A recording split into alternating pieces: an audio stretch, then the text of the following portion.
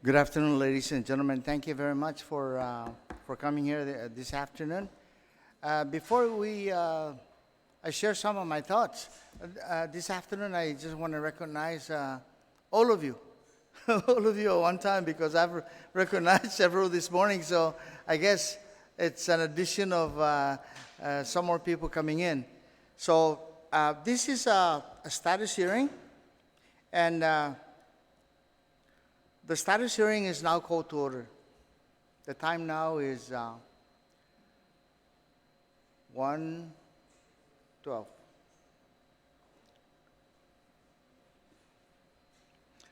This is going to be a real quick status hearing because I know that the police department and the Department of Correction have been doing what they need to do, so it's going to be short.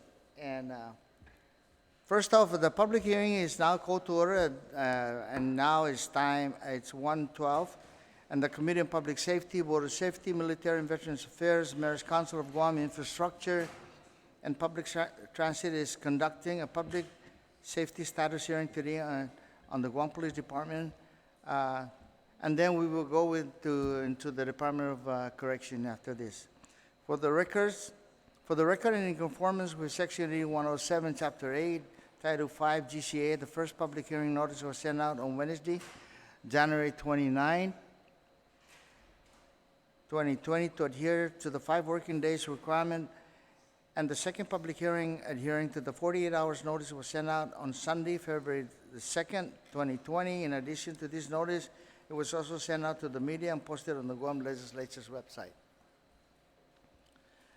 We will now begin with the Guam Police Department.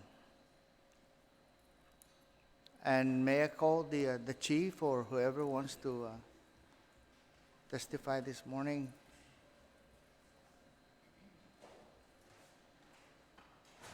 Or this afternoon?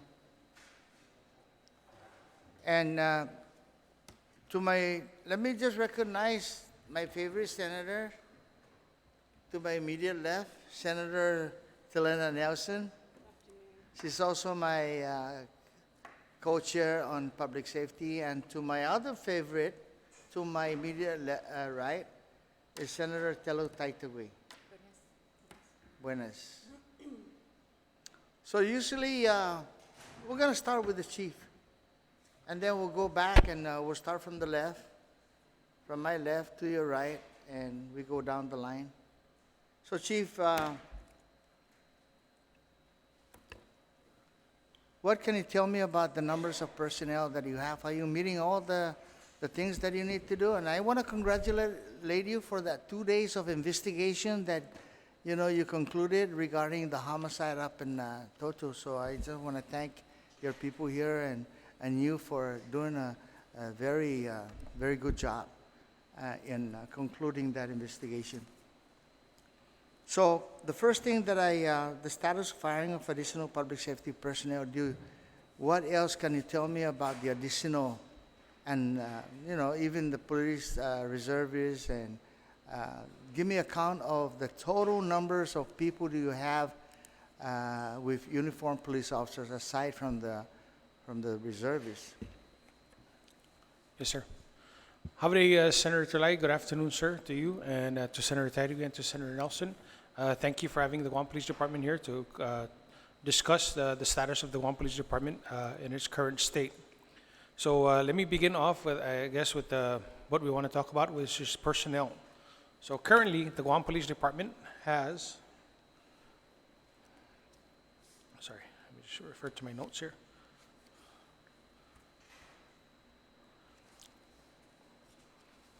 We have a total of 356 employees as of today. 294 are sworn personnel, that's the uniform. And we have Two what? 294 94? Uniform personnel and 62 civilian personnel. So that brings the total to 356. Over the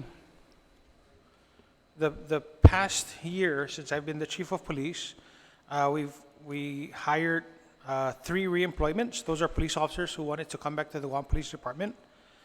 We've also picked up 2 criminalists at the Forensic Science Division, 3 law enforcement dispatchers at our tactical communications section, 2 property control officers, and that's for our evidence control section, 1 program coordinator who's a reemployment, 2 fingerprint examiners, and that's just to add to the forensic science division to their capacity, and 2 brand new victim advocates that have been hired also as well, along with 1 police armorer. Now, in addition to that, and those are the people that we just hired, we are actively recruiting for the following positions. 1 personnel officer. We did hire a personnel officer last year, but she resigned, and so the position became vacant. And so we're now in the process of recruiting for a new personnel officer. We're also working on bringing 2 program coordinator ones back into the department.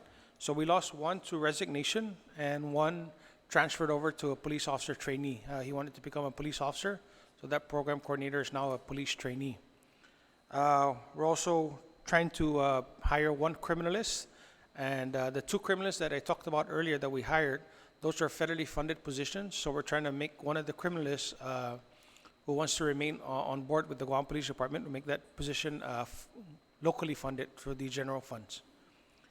We're also trying to, of course, recruit for a buyer too, and that's just to help with our procurement of supplies and equipment to meet the needs of the Guam Police Department. We are working on recruiting 2 law enforcement dispatchers, and in the last recruitment for law enforcement dispatchers, we had 4 positions.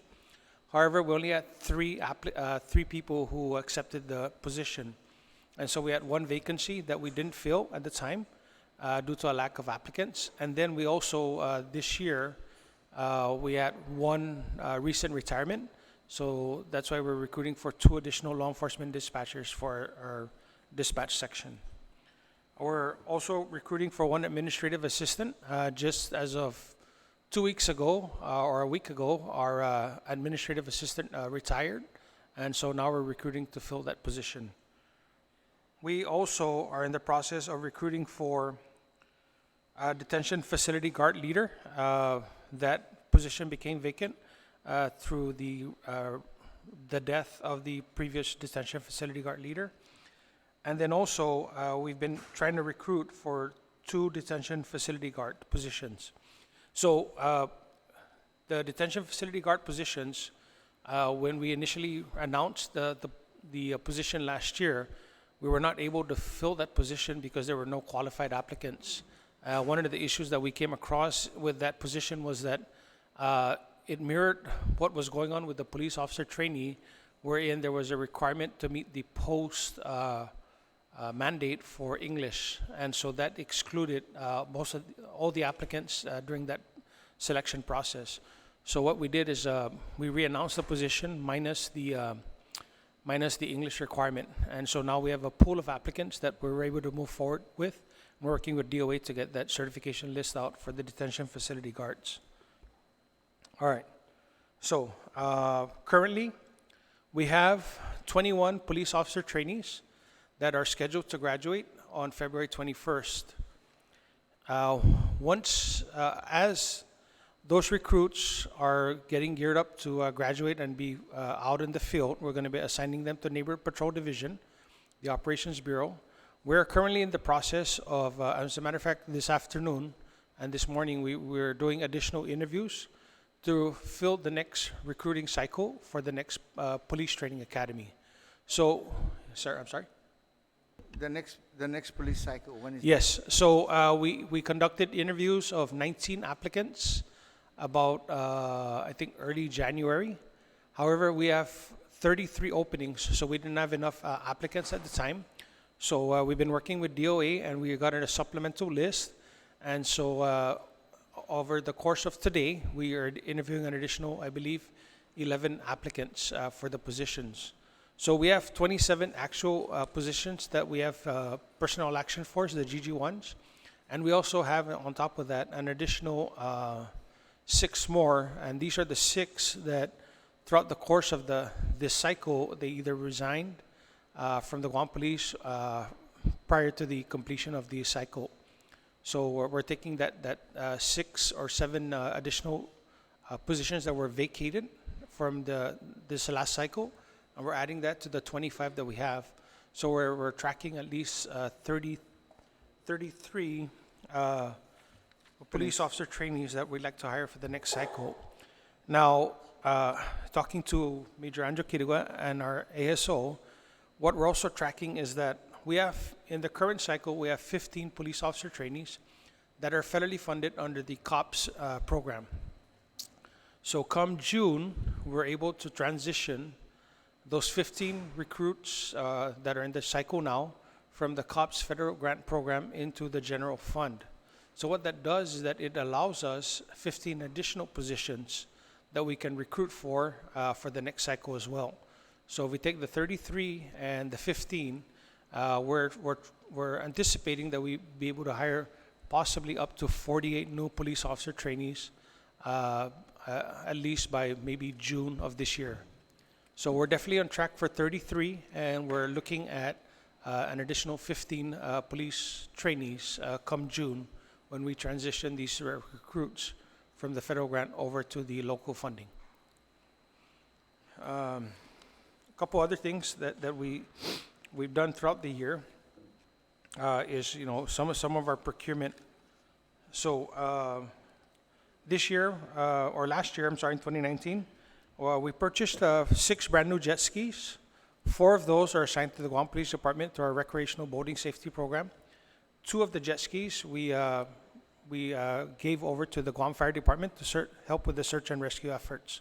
It's part of the agreement, and it's part of the work that we do with them with our recreational boating safety program. We've also purchased 2 transport vans, and the transport vans will come in handy once we open up the new precinct, which is scheduled to open up in the next couple weeks. We'll be fully occupied at the new Central Precinct Command.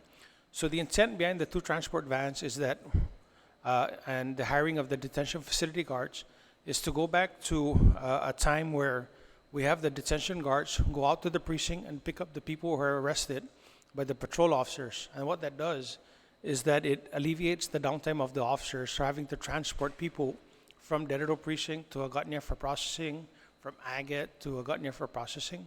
So what that does is that it leaves the patrol officers more at the precinct than using up their time transporting prisoners who need to be processed. So that's the intent of that whole transport van and the hiring of the additional detention guards. It's something that we did in the past, but because we lack the detention guards, it's something that we haven't had a chance to re-implement, and something that we're exploring as a command staff here at the Guam Police Department to re-implement. We also purchased 6 unmarked SUVs through an indefinite quantity bid, and so those have been distributed already to Criminal Investigation Division, our task force officers, and to the Patrol Division. We also were able to procure 1 GMC full-size truck, and that's assigned to the Highway Patrol Division, and that was a federally funded vehicle purchase. And 1 Ford dually, and that's a big Ford truck that we use to pull the boat around that we use for our recreational boating safety program. In addition to that, a couple of the capital improvement projects that are ongoing with the Guam Police Department include the evidence control section. So the Guam Police Department has a little over 3 acres of property up in Jigo, right next to the Jigo GPA substation, right next to the Jigo gym. So we have 3 acres of property up there, and so we were able to secure close to $3.7 million in funding that we're working with the Department of Public Works with now, so that we can put the necessary work in order, so that we can get the architectural and engineering design in place, and also to build the evidence control section in Jigo. So that's currently being worked on by our command staff along with the DPW. Currently, we broke ground, the Guam Community College broke ground for the DNA lab in Mangilaw. That is going to be a brand new facility that's going to house the new DNA lab, the forensic lab, and it's also going to be, part of it is going to be a teaching facility. So the Guam Police Department is responsible to staff and equip and make sure that the staff are properly trained to conduct DNA analysis here on our island. The next thing that we talked, capital improvement project that we're actively working on is the Jigo precinct. So in the governor's public safety address, she talked about the fact that we would like to move forward with the Jigo precinct. And so I have staff that are currently working with GURA to find funding, to identify funding through GURA for a new Jigo precinct. What we're planning to do is, because we have 3 acres of property that we're building the evidence control section on, we can use that property also to co-locate the Jigo precinct, which we have plans to build on. As we all are aware of, there's a brand new military base is being built up there with the Marines, and there's been a lot of activity Over at going. NCS. Yes, sir. And there's a lot of activity going on in the northern area. So we believe that it's time for us to really explore and be serious about building a new Jigo precinct. I think the population up there, the size of the geographically and the number of residents in that area, it's time to that we build a new precinct up there to meet the needs of the people up in the northern area and the demands that's going to be placed upon the Guam Police Department when the military build-up is completed. Chief, Currently- what about your fleet capability? Are you anticipating on getting more fleet for Yes, sir. for GPD? So what we have right now is that we have Department of Interior funding, and so we have enough funding to purchase an additional 12 patrol cars at this point. We're in the final phase of getting the bid out through GSA. So we're working with the AG's office right now to get the bid packet out, and once the AG's office clears it, then we'll be able to put it out through GSA out for bid for purchase of additional 12 cars. Is there anything else, Chief? Yes, that sir. you wanna? Yes, so I wanted to talk a little bit about our community outreach efforts. So in our community outreach efforts, we have neighbor watch programs, and we have at least 19 groups in a majority of the villages. So we have neighbor watch program groups in Tamuning, Sinahanya, Aganya Heights, Inarahan, Jotnya, Orda Chalampago, Derido, Santa Rita, Agate, Asan, Anigua, Mongmong Totomaiti, PD, Mangilaw, and Baragada. So I think most of the villages are covered as far as neighbor watch program groups, and the Guam Police is actively engaged and partnered with these various neighborhood watch program groups. We regularly meet with them. Last week, we had what we call the Commanders Watch Group. And so the different area commanders of the different neighborhood watch groups, we come together frequently and we discuss some of the issues that they're facing. And then we work with them on how we can improve the relationship between the Guam Police Department, the neighborhood watch groups.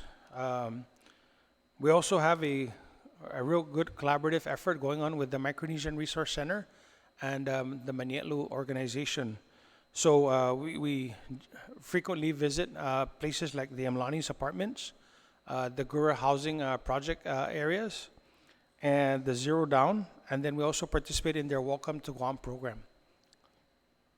The Guam Police Department also continues to support the Fade Away from Violence tournaments.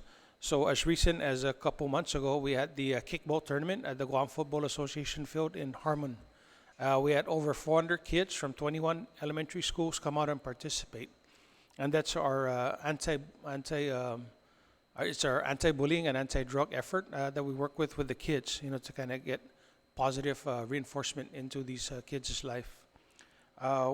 Again, with the youth and DOE-based programs, we have Cookie with the Cop, Lunch with a Kid, and we also do numerous career day presentations. In addition to that, what we've also done this year is that we're bringing back the Junior Police Cadet Program. And so we have 6 schools that we're re-engaging as a pilot program. And so we're going to showcase the Junior Police Cadets in Police Week of this year. So, I should encourage everybody up here to come out and join us on May 16th. We're targeting as a date where we're going to showcase the Junior Police Cadet Program again. I think many of us probably remember the good old days of the Junior Police Program. And I don't know if any of you were participants in the Junior Police Cadet. Yes? Yes, so we have a participant up on this up on the podium up here. So yeah, so we're bringing back the junior police program, junior police cadet program, and I think it's a very good, viable program, and it gets the youth engaged with the police, and it also reinforces we. It's not just teaching them about marching and saluting and things like that. It's kind of reinforcing positive behavior among the students, getting to them at an early age to make good decisions in life. Okay. We also have a weekly crime watch show with KOM. So these are the many ways that we engage our community. Up and coming, Spider-Man is coming to town, and so we're partnered with the Guam Football Association, and this is a partnership that we're going to be in collaborating with the different Guam Football Association groups, and so they'll be bringing Spider-Man out to Guam, and we'll be doing an anti-bullying campaign with them. So that's scheduled for later on this year. So it's, again, more of our community outreach efforts with the Guam Police Department and the various stakeholders in our community.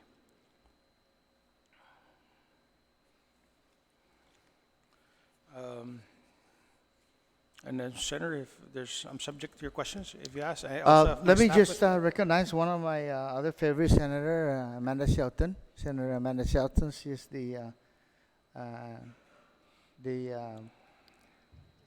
secretary of our 35th Guam legislature.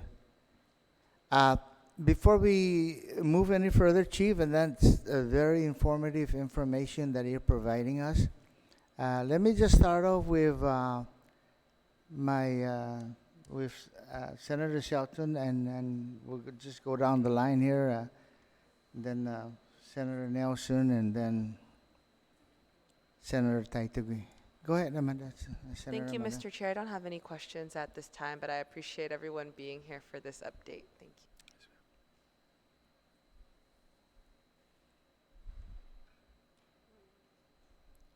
She doesn't have?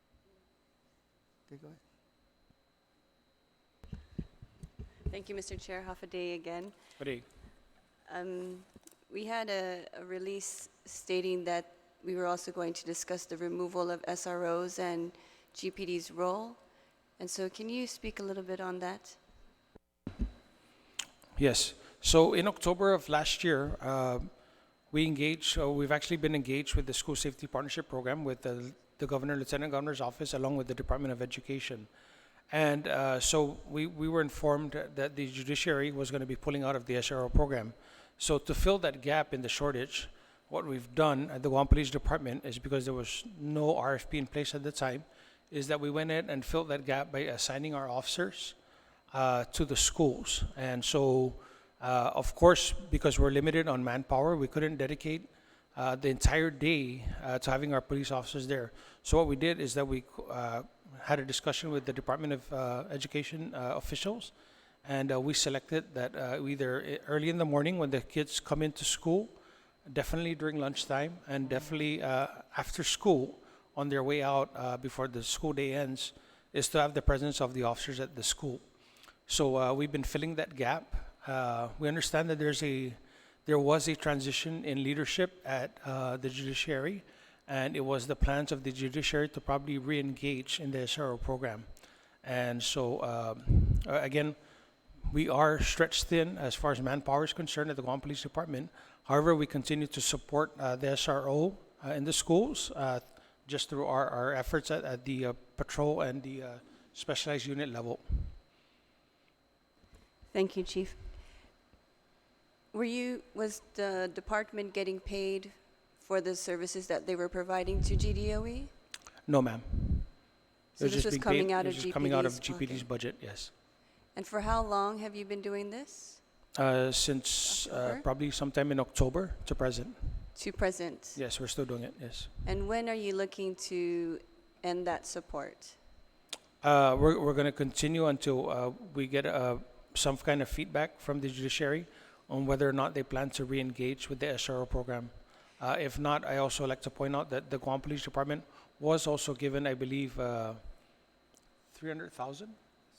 Yeah, in the FY20 budget for the Safe Schools project or initiative. I forget exactly what the name was of it.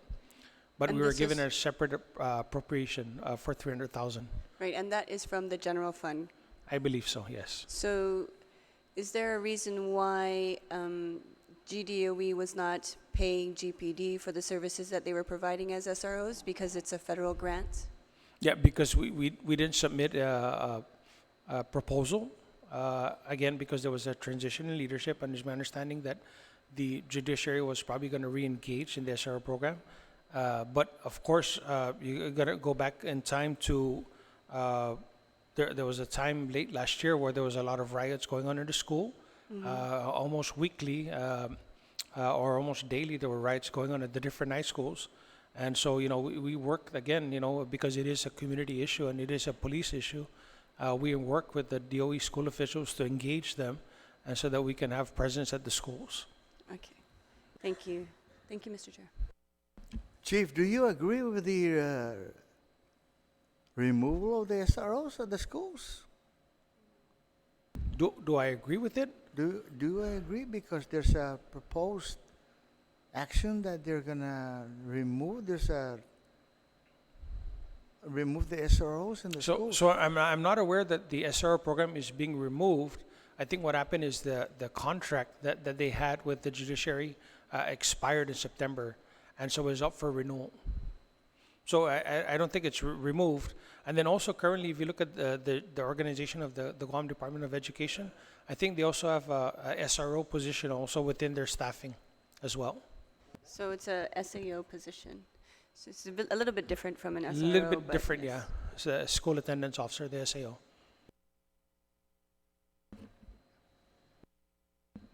Go ahead, Senator Taitavi. I still have some more things that I wanted to discuss, but go ahead.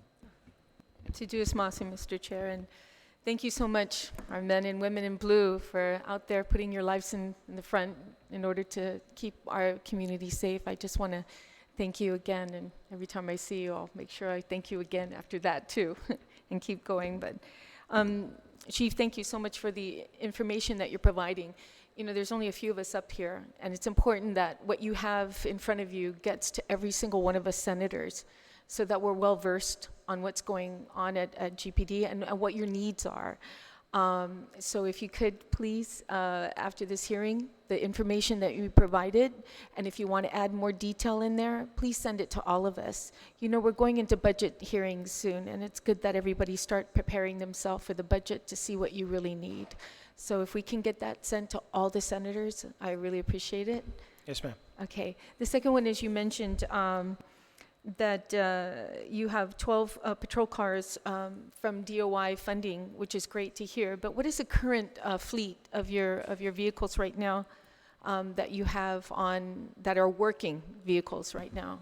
What's the current number? Major Manny will answer that. We actually did a count before we came here. Thank you. Thank you. Okay, for Daryl Precinct, we have 4 vehicles, Tumuning 3 vehicles, Hagåtña 5 vehicles, and Can you Agate- just give me the total, Major Chung, just a total of how many vehicles that are working in 17 on patrol. 17? Yes. Only 17 vehicles out there right now? Yes, ma'am.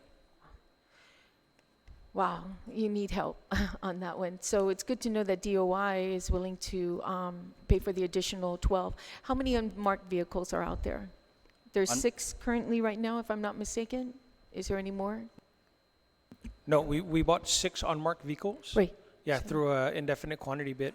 So Yeah, and so that was a combination of funding from the OVIS fund, right. or the Patrol Vehicle Revolving Fund, Okay. and then also 4 of them came from, 2 of them came from the Asset Forfeiture Fund.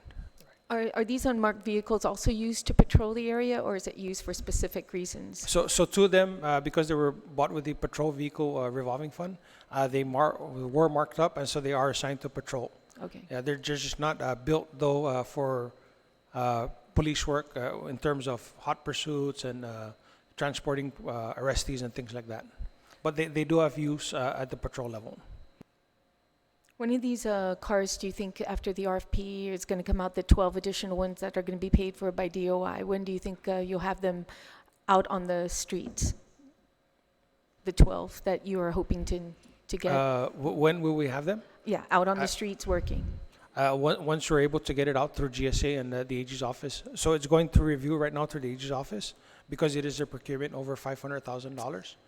And so there are a couple more questions that we need to answer for the procurement record. And then once we get that answered, they can return it back to GSA.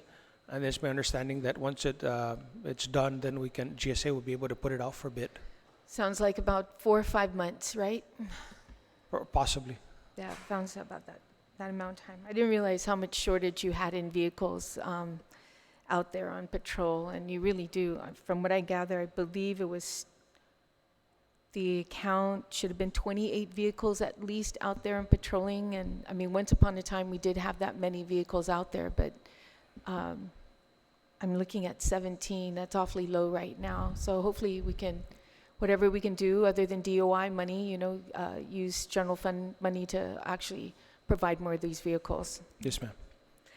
GIGO, you mentioned the GIGO precinct that you're hoping to put. I think that's a great idea. I'm glad to hear that's starting. It's a lot of activity going up there, very highly populated as well.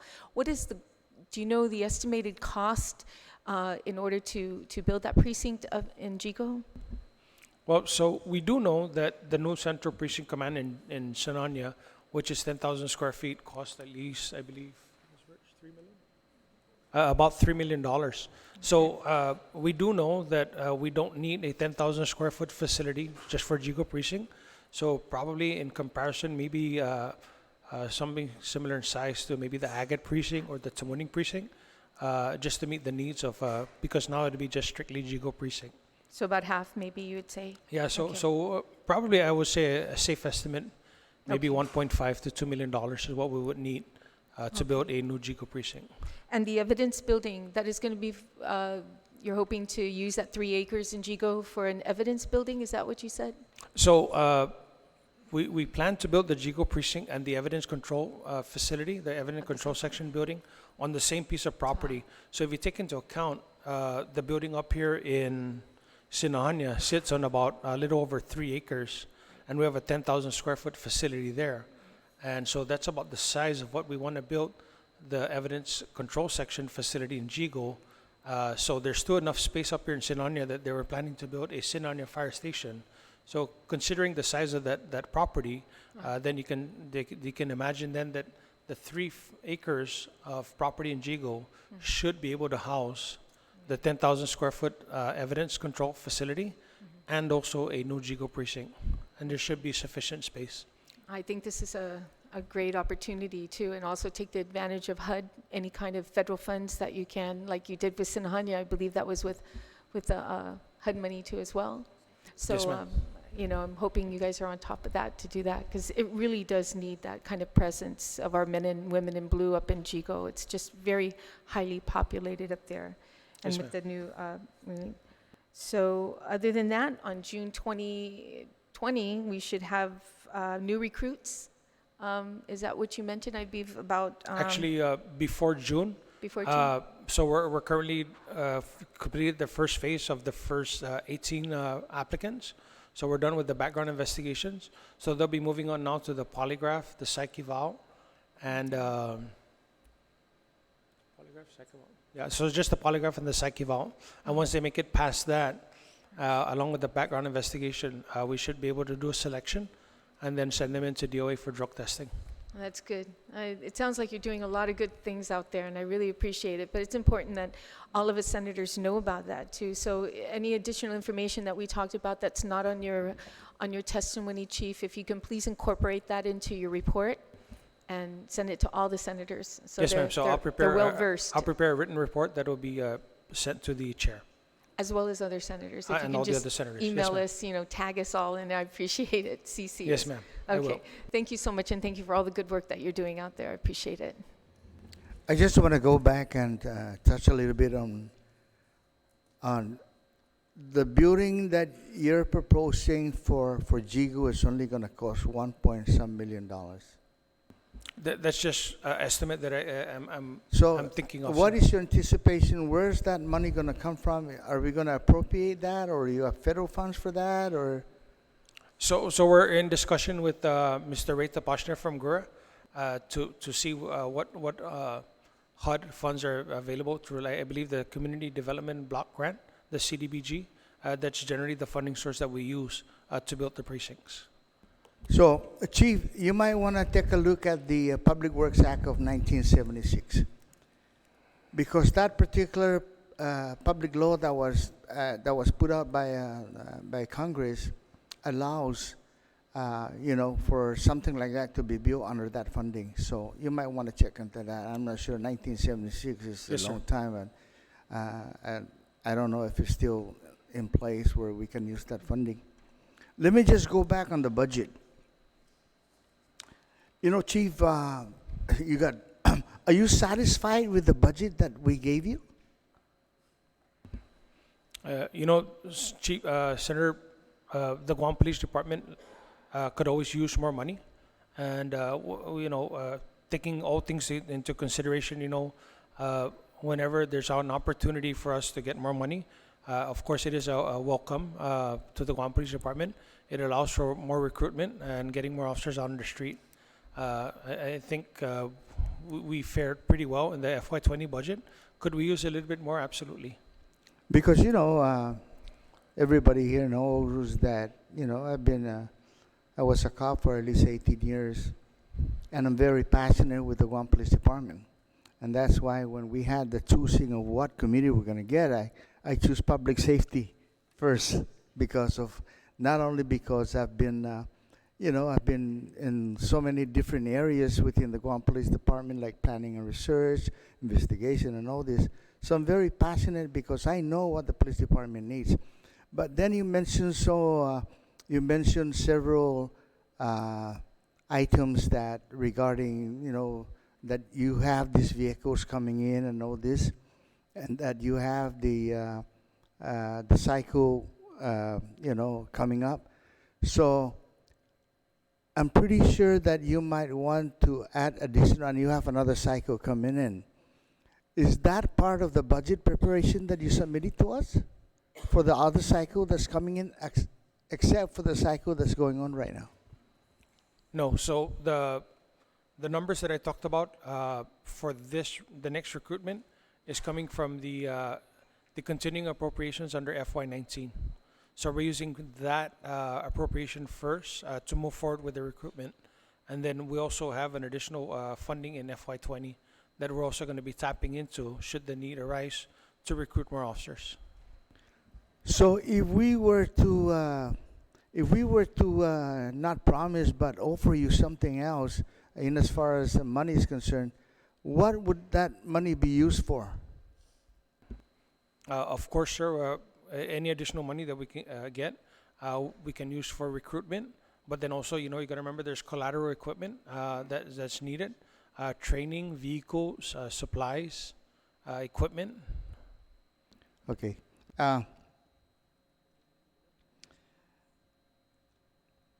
What about the village patrol and police presence within the villages?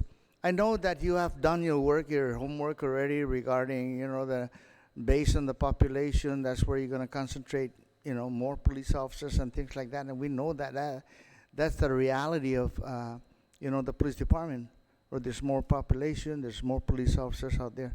So what is your status in as far as, the most concentrated areas for population-wise, Dededo and Jigo? How many police officers would you require on a daily basis at 24 hours?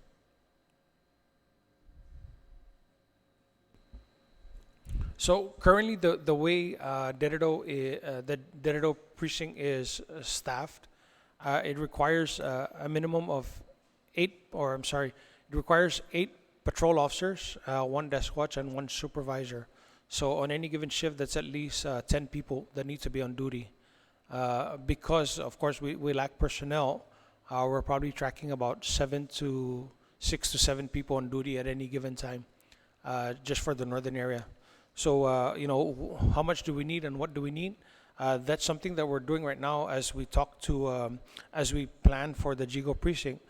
Because what we're doing is we need to engage the community partners. So we're going to be reaching out to the mayors of Dededo and Jigo to look at where have been the developments in their villages and how do we portion out the villages to better meet their needs. So I'll give you an example. I always use this as an example. Ipalpao Estates, before you drive into Ipalpao, when I was on patrol, it ended at the baseball field. But now, everything beyond that baseball field is paradise, is meadows. So there's probably a couple hundred new houses in there, and that's just that one specific area.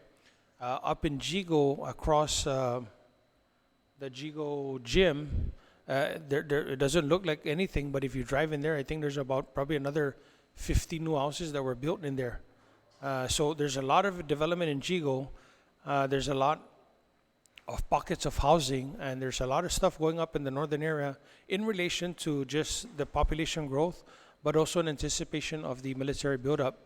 And so we need to have discussions with the mayors of Jigo and Deredo to look at where are the people moving into what areas of the villages, where are the new housing developments at, and where are the concentrations of people, so that we can better carve out the beat areas so that we have a better response time to the needs. Sir, I can give you the actual number for patrol. The number will be 162 officers. That would account for one person per beat for all 4 shifts. And then you account for people that take off. So 162 officers would be the number, the realistic number that we can reach. Chief, is the, we have police officers that are with the reservists. Is that an impediment on your part in as far as satisfying the numbers of police officers out on the field?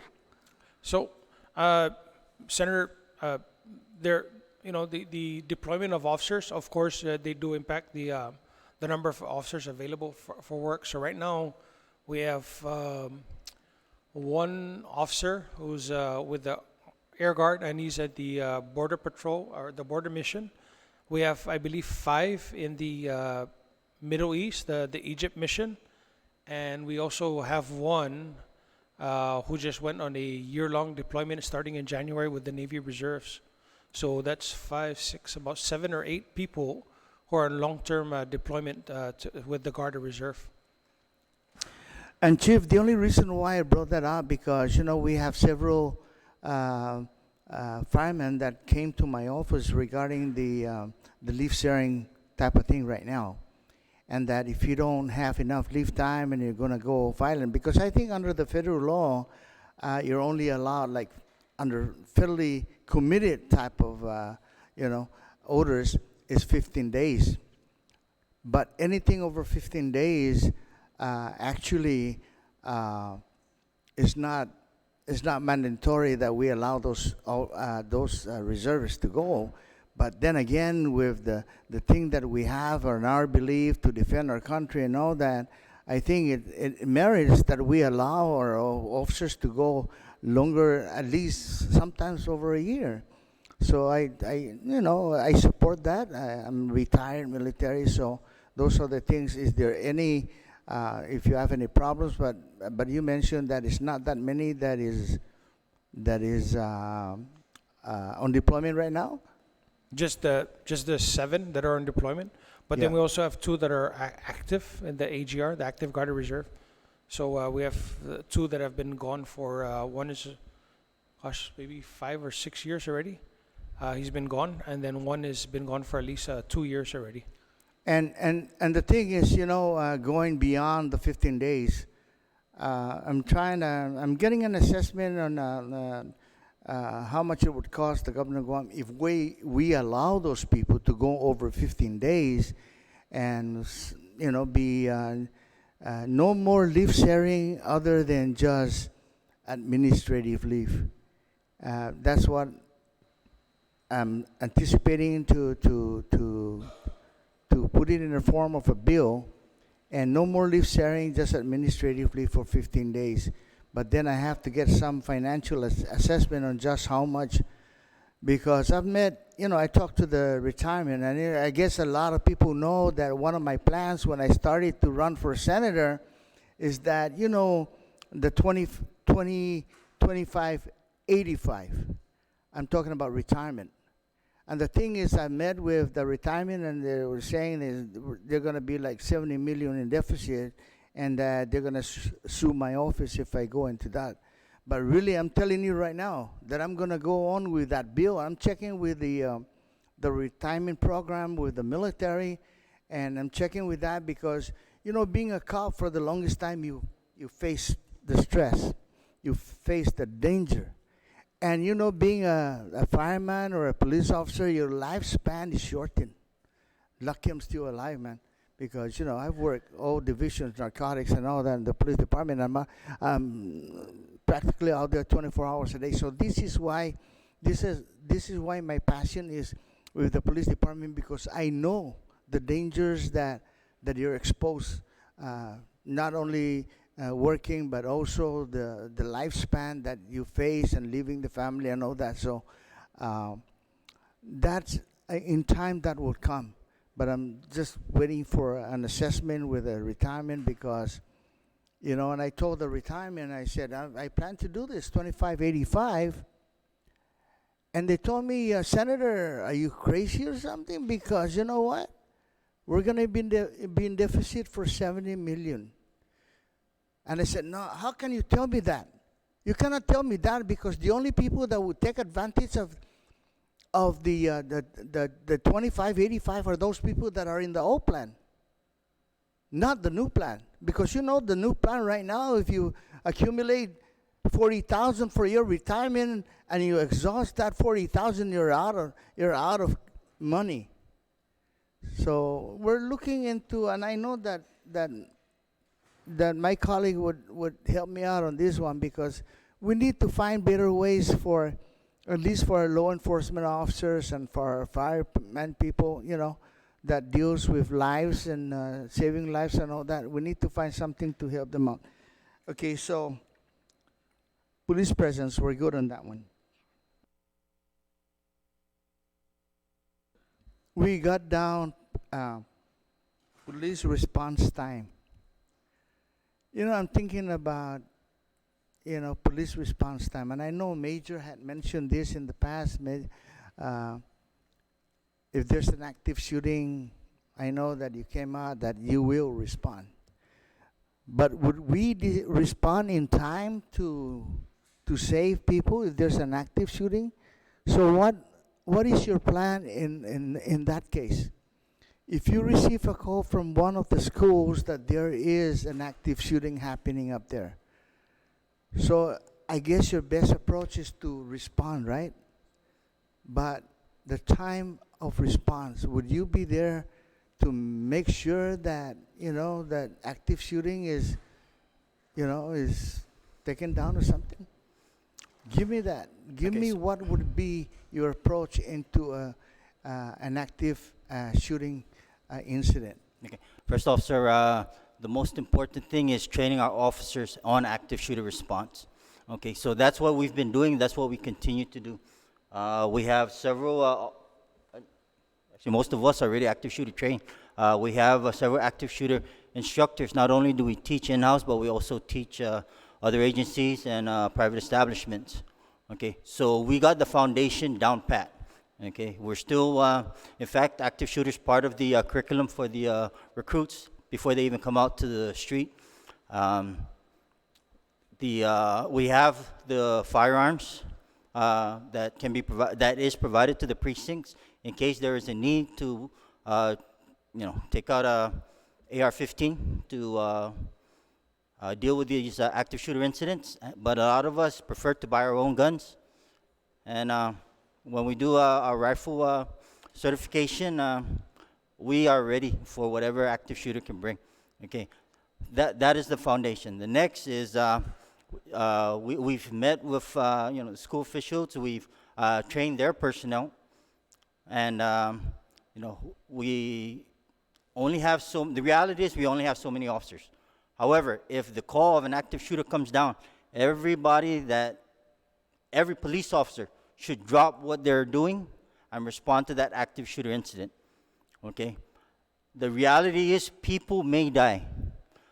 But what the Guam Police Department is going to do is make sure that we minimize that death rate. Okay? So, if an active shooter happens right now, okay, that means somebody has been shot or gunfire has gone off.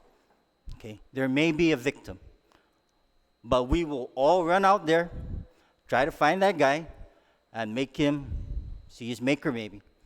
Okay, so we will respond accordingly. Thank you, Major. Thank you, Major. Senator, Thank you very if I much. c- But, on an active shooting incident, every 2 seconds, somebody dies. Somebody dies every 2 seconds. So if your response time is maybe like 10 minutes, how many people do you think would be injured by then? Senator, can I respond? My recommendation is that, and I guess maybe the chief would probably support me on this one, is that now that we're having police officers to maybe not replace the SROs, All right. but have police presence. And being a police officer, I think they will allow, the carrying of weapons to Right. be in that school. Absolutely. And that's my recommendation, because 2 seconds versus 10 minutes or 15 minutes is not. Absolutely. I don't know. It's not going to work.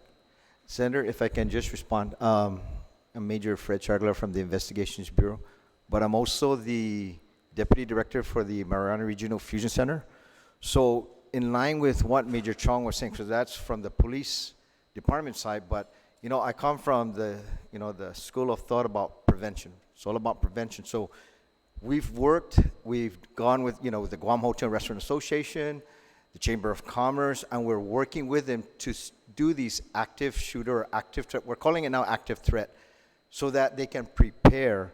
And in the event something happens, we've been working with the schools. That's why now, if you notice at the schools, the minute they even have the slightest thought that there might be an event, they have procedures, and they call it the RAM. I sat down with the folks from the response activity measures, right?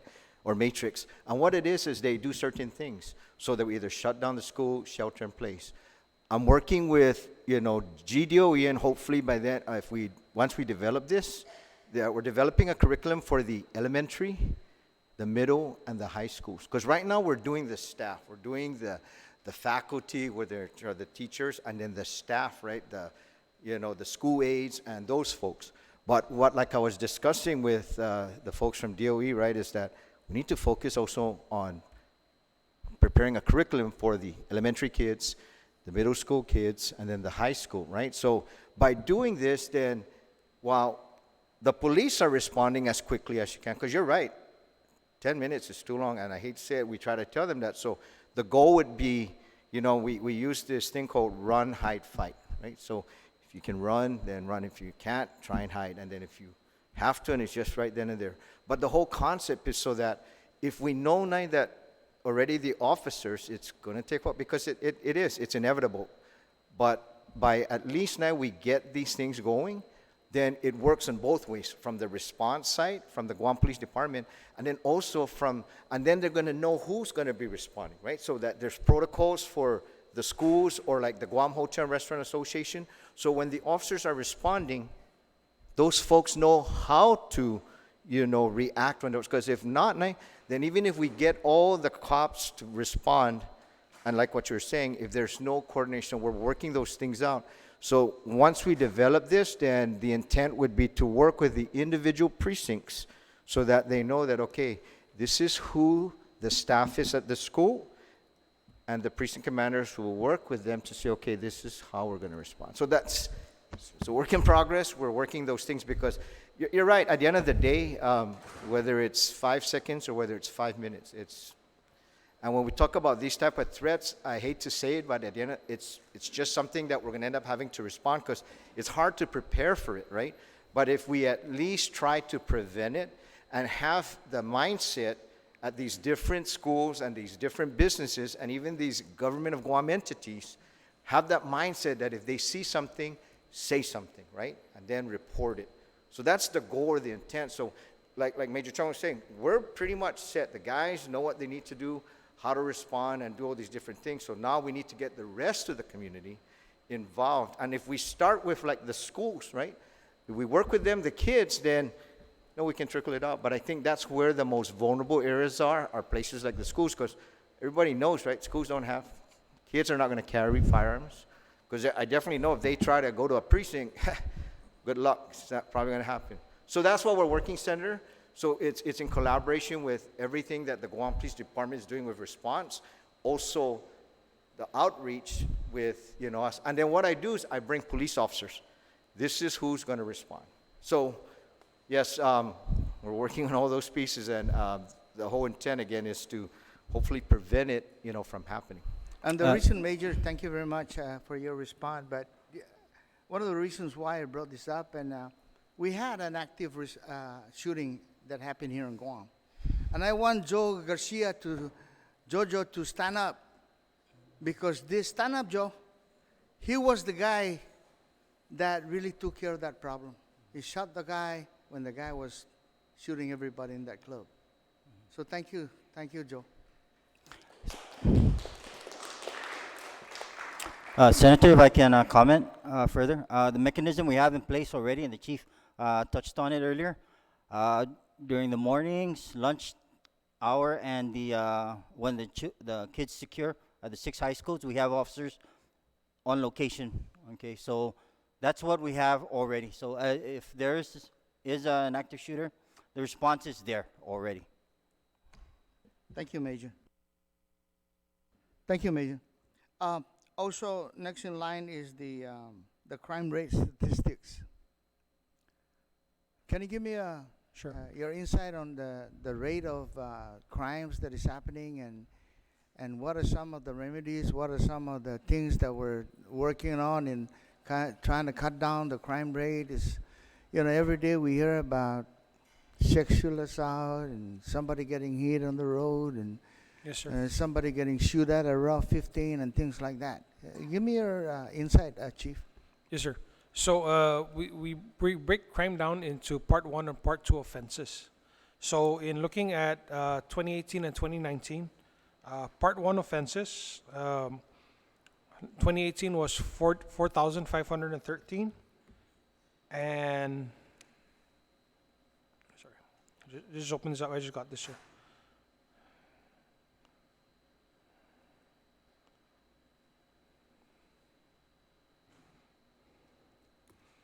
So, I'm sorry. So in 2018, Part 1 offenses were 4,735 reported cases. And in 2019, it went down to 4,513. So I think that was about a 5% decrease in Part 1 offenses.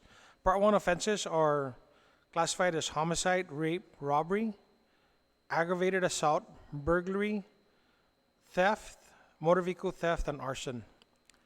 Now with the Part 2 offenses, the number of reported cases in 2018 was 3,475 in 2018, and in 2019 it's up to 4,961. So there's an increase in Part 2 offenses between 2018 and 2019. And so with regards to some of the cases that you talked about, you mentioned about the Route 15. So I think there was some concern about the shooting of the female on Route 15. So I will say that the case is still under investigation, but I think it's safe to say for us that our investigation has led us to the point where we believe that was a random act, and we believe that it may be attributed to just a very severe case of road rage at this point. We investigated all other leads, and that's where we're headed at in this point with that incident. And so if there's any particular case you wanted to talk about. Route 15.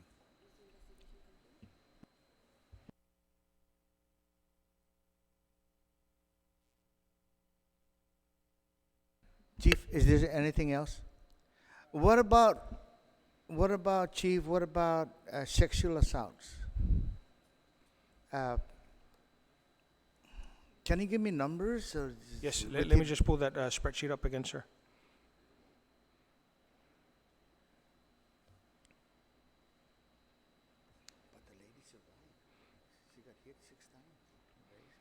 So in sexual assault, in 2018, there was 123 cases reported to the Guam Police Department. And in 2019, I'm sorry.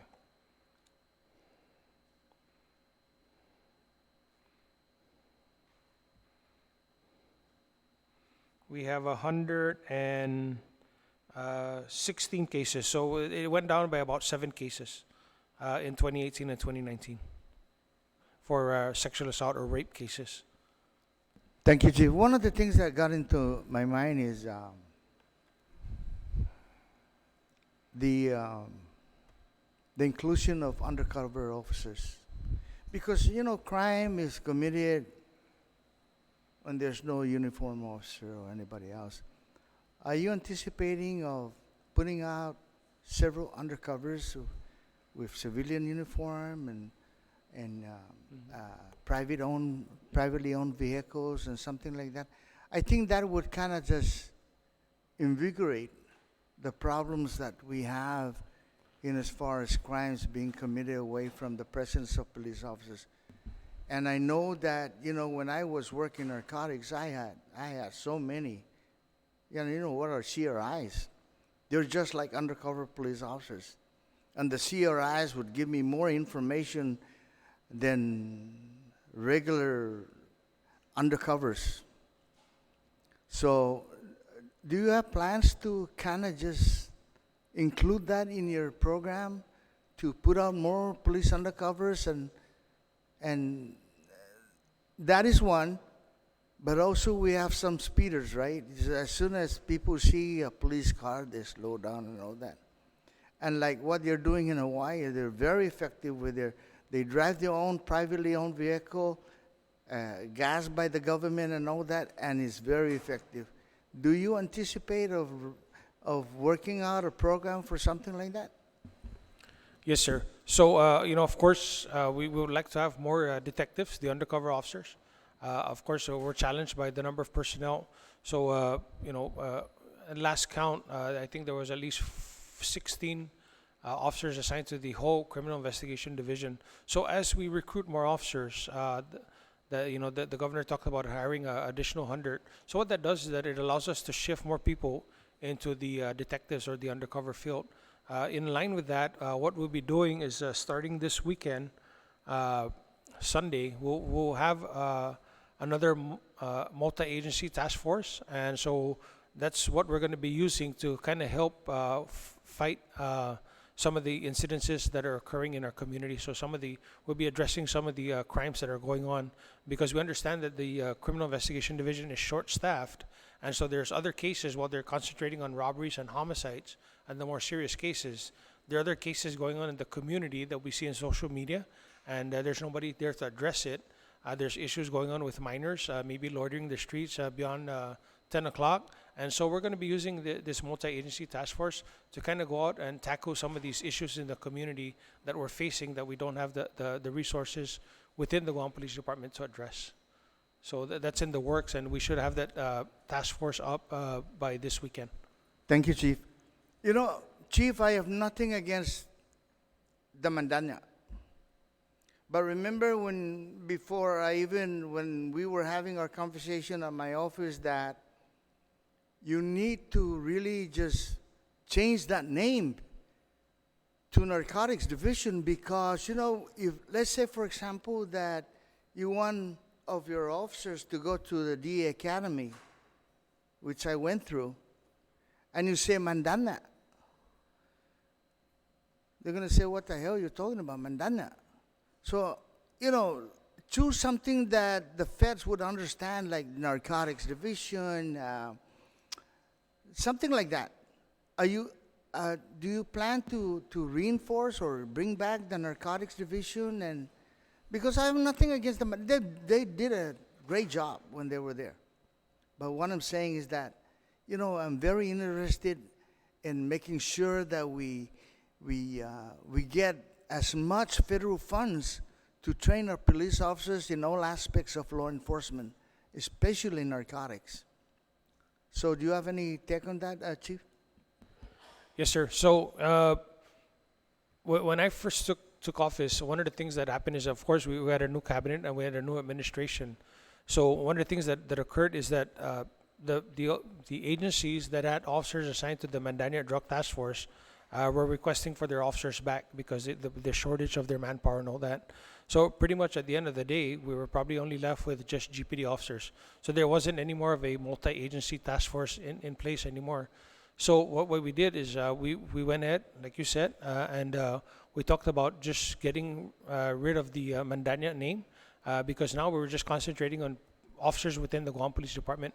So what we did is we've gone back and we've referred to the Mandania Drug Task Force now as the Special Investigation Section. So within the Special Investigation Section, it's not just the narcotics unit, but we also have the intelligence and the vice operations under that place. So it's a whole different approach. Just going back to the way we used to approach things. Probably you're familiar with it during your time. So it's a Special Investigation Section, it's narcotics unit, it's the intelligence unit, and it's the vice unit. And so we're bringing all that back, and of course it lacks staffing, but we're back to the old SIS.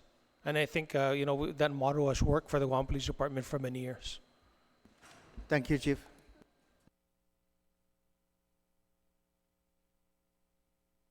You have something for the Chief? Or one of the panel?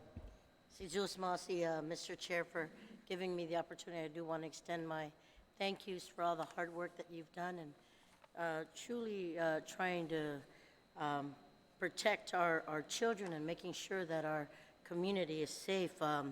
We talked, I apologize for being late, but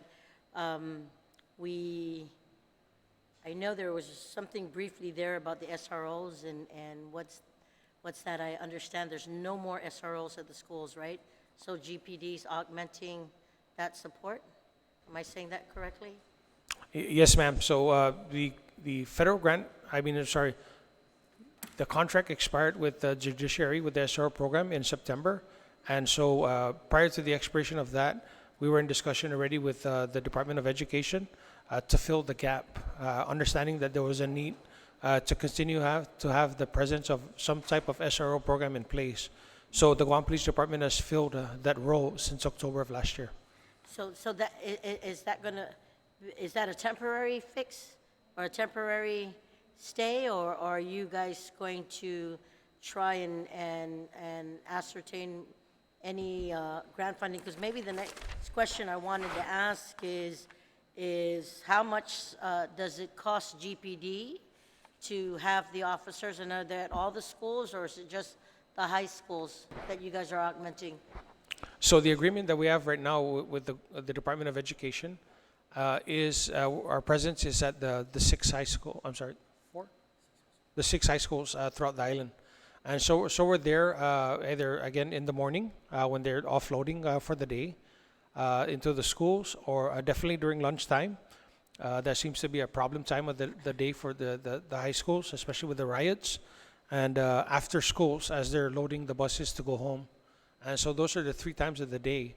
As far as the cost, the Guam Police Department bears the cost of the personnel because we do not have the federal grant that was awarded to us. We didn't put in a bid for that grant. Again, like I explained earlier, it was our understanding that the judiciary was going through a leadership transition, and that there was interest in their part to re-engage the SRO program.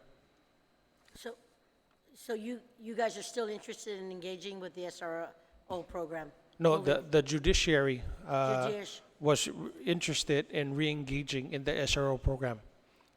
So we're just filling in the gap for now, and then we'll know more when I'm sure that the RFP is going to have to be put out again to bid. Yeah, I think it was my understanding that there was an RFP that was sent out, but it didn't take in, there was no takers or no vendors to that. Are you aware of that? As far as the Department Yeah, of Education? not that I'm aware of, yeah. But we're filling the role, and yeah, I think we're So how many officers does that impact for the 6 schools? Is it 1 officer per school, or? no. So the our commitment is not a full-time commitment. I mean, we're not there for the whole school day. So again, we just pick certain peak hours throughout the day where the Department of Education and our staff feels that we're needed the most. And again, it's when they come in the morning, definitely during lunchtime, and in the afternoon when they're getting ready to go home for the day. Yeah, yeah. The good vice speaker was sharing with me, it was part of the school safety program, working closely with all of you folks. And I just want to extend my thank yous because I just know that when it comes to our children, right, that they should be given the highest priority as it relates to their protection. And as we've seen with all the videos that are going out there before, it took a while for us to get to hear any of the stories that happen in the schools, the riots, the fighting between schools or what have you. Now it's just seconds. And what I wanted to ask is, based on all the men and women in blue and all the hard work they do, is there anything that we can do today that could give you the opportunity for moving forward? If it may be training, if it's just, is it more resources? I know that that's always been the key issue, is having the money to pay for the manpower that's out there. Is there anything that you see that we as policymakers have not been able to turn that stone to check to see? Is there anything that you could share with us? Speaker, of course, just like any other agency in the government of Guam, more money equals more manpower. More manpower equals better service to the community, or increased services to the community. But we do understand, that there are limitations to the budget as well, and that there are other needs within the entire government of Guam. But we were in the last budget, FY 2020, we were given an increase, and we're using that. And we were also given the FY 19 continuing appropriation. And so we're using those funding sources to continue to recruit. And I think, and the governor's made it clear that it is our goal to hire 100 police officers by the end of the end of the year. And we're working hard and diligently towards that goal, meeting that goal. 100 additional recruits. 100 police officers by December is the goal. Of 2020. Of the fiscal year. The calendar year. Yeah, by December. So that'll carry us into FY 21 as well. And right now we have. So right now I have 21. And then I have 33 that we're actively recruiting, and then an additional 15 through a federal grant. Yeah. 15? 15. Yeah, so that's 15 plus 33 plus 21. 69. Yeah. Okay. Speaker, if I can comment. Sure. Regarding your question regarding, is there anything that you can provide the Guam Police Department? Like the chief said, there's already a push from the administration to hire 100 officers. Okay, with 100 officers, that means there's people are going to be arrested left and right. Okay, where are we going to put them? So if I was to, give you an answer right now, I think you need to look at DOC and support them. Either give them funding for a new building, have them expand or whatever, because 100 officers, we're going to be arresting everybody. Okay? Where are they going to be kept? Okay? If DOC cannot keep them, they're going to keep on coming out on the street, reoffending. Okay? Because, we all know when somebody commits a crime, it's hard to get a job because there's that little box that says, have you ever been arrested of a felony? Yeah. Okay, so, and You that is know- my personal opinion, because when I was out in the street, I arrested everybody. Officer Chong, I want to say I really appreciate that comment coming from you, because the hard reality is if there's any violations out there within the community, they get arrested. Where do we go? How do we work it? What resources can be utilized to get that, to rehabilitate that defendant, that perpetrator, that whatever? And I'm saying that it does have that domino effect. And how do we work it on both sides? And as this oversight hearing is being done right now, how can we better able assist you guys? And so the next question I wanted to bring up is the governor has committed to the 100 recruits, 100 more by the end of the year.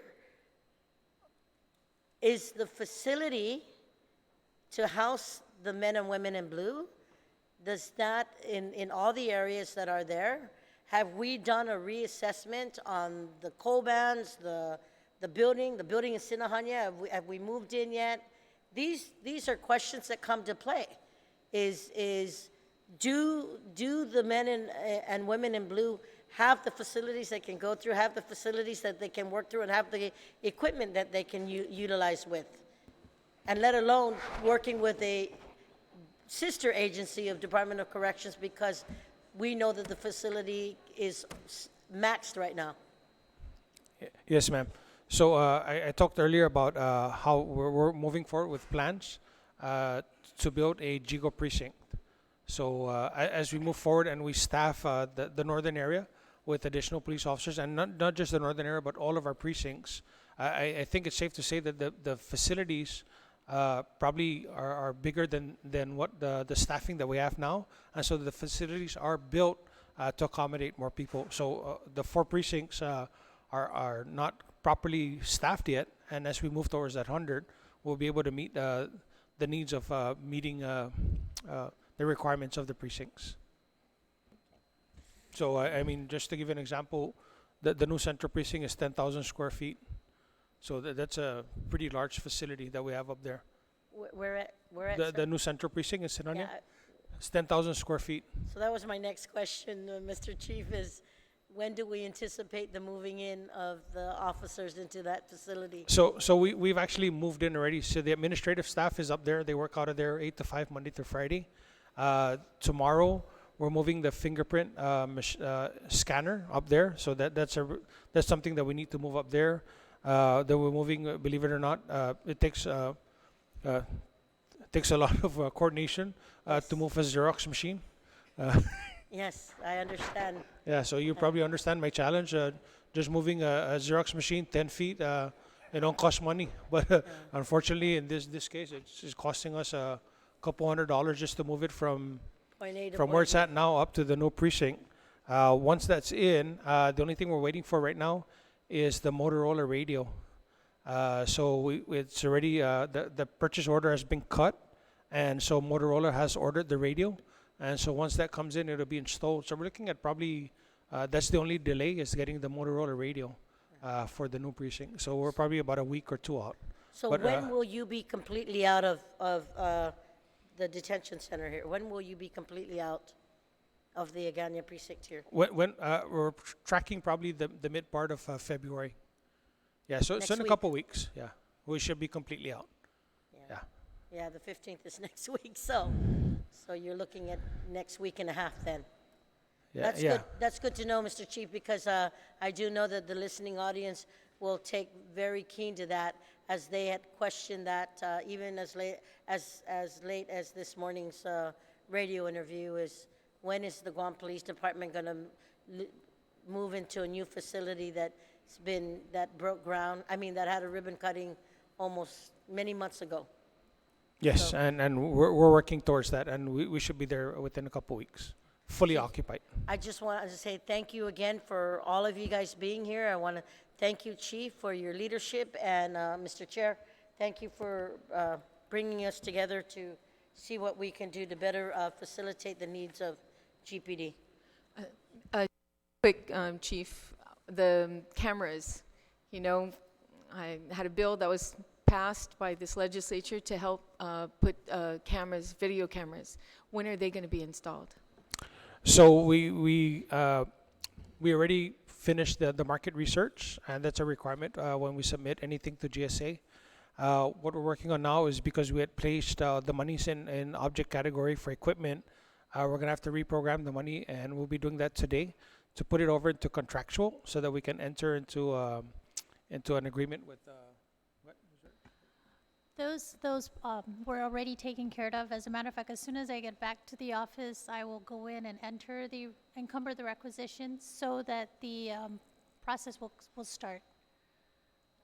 Well, dependent on how quickly the RFP gets reviewed or by GSA and on through the whole. Yeah. So this is $200,000.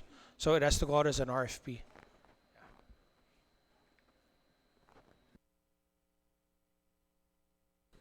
Thank you. It's one of those pesky rules. Yes, ma'am. Thank you, Mr. Chair. The Chief, when you talked about your crime rates, and we see that there's a decrease in both years, in both categories, Part 1 and Part 2. What are some of the contributing factors that assisted in you decreasing this crime rate for both Part 1 and Part 2? So there was actually a decrease in Part 1 offenses, but there was an increase in sorry. Part 2 offenses. And then your sexual assault decreased. I'm sorry, what was that? Your sexual assault decreased. The sexual assault decreased by 7 cases. So what was the contributing factor for your Part 1, the decrease? Or So, I think what it is that, although we're struggling with personnel, one thing I have heard from the community is that there's actually an increase in the presence of the police officers on the street. They actually see more patrol officers driving around and in their villages and in their streets. And so, I'd like to thank, our command staff, for getting our officers, and thank the officers for the work that they do, for getting out there into the streets and getting out into their communities. And I think, we all know that the presence of the police officer goes a long way in the deterrence of crime. And so getting them out on the street and getting them the equipment that they need so that they can better serve the community goes a long way. so how many new police officers did you hire in 2019 calendar year? How many new officers? How many new police officers did you hire in calendar year 2019? We actually started off with, I think, 28. Okay. Yeah, but we're now down to 21. Okay. And then you mentioned that the recruitment process and the training process is funded through the COPS program, the federal grant. 15 of them are 15. funded through the federal COPS grant. Are we anticipating to see more recruits being funded through this resource, or is it just a one-time deal? So what happens is we're able to move the 15 that are being paid now into the general fund account in June, and so that'll free up those 15 positions again to be federally funded through the grant. Yes. So how many times can this recur, the grant, for the execution piece of those 15 recruits? I'll let Major Andrew answer that. Thank you. Good afternoon, Major Andrew Kidwa. We are currently working off of $1.6 million in the COPS hiring grant program for FY 2019. There currently is a funding opportunity announcement that's due in March for the fiscal year 2020 COPS hiring grant program. We don't know what the award will be, but we definitely know that we've consistently been awarded this grant every time we apply. So we're currently in the process of applying again for another cycle of federal grant money. The current money available to us right now is good for 3 years. So as the chief said earlier, every June, we definitely will be cycling people onto the general fund from the federal grant, and it's consistently over the years as these grants are made available to us, we get awarded, and it works into the funding, the full-time equivalency positions that the chief requires for us for police officer trainees only. And it allows expansion in other areas when we look at our staffing pattern every year, and we defend our budget in a couple of months. It's specifically for recruitment and training, and then the general fund, once they complete their recruitment cycle and they're sworn in, the general fund comes and pays for the rest. Right. So appropriation. the COPS hiring grant program is only for recruitment. Okay. Training is separate. There's funding sources that the chief works with along with GCC, as well as our own general fund budget to make sure that training is provided, certification training. Okay. And then, have you had, thank you, Major. Have you had any issues with paying overtime to the police officers? Are we current in paying them overtime? Yes. Yes, we are. We are currently. There's no issues as far as paying out of overtime. And then, in regards to the Mandanian Drug Task Force, has there been an increase? Now you call it the Special Investigations Division, right? And did you Special Investigation Section, yes, sir. says Special Investigations Section? Has there been an increase in drug-related crimes in 2019 in comparison to the previous year?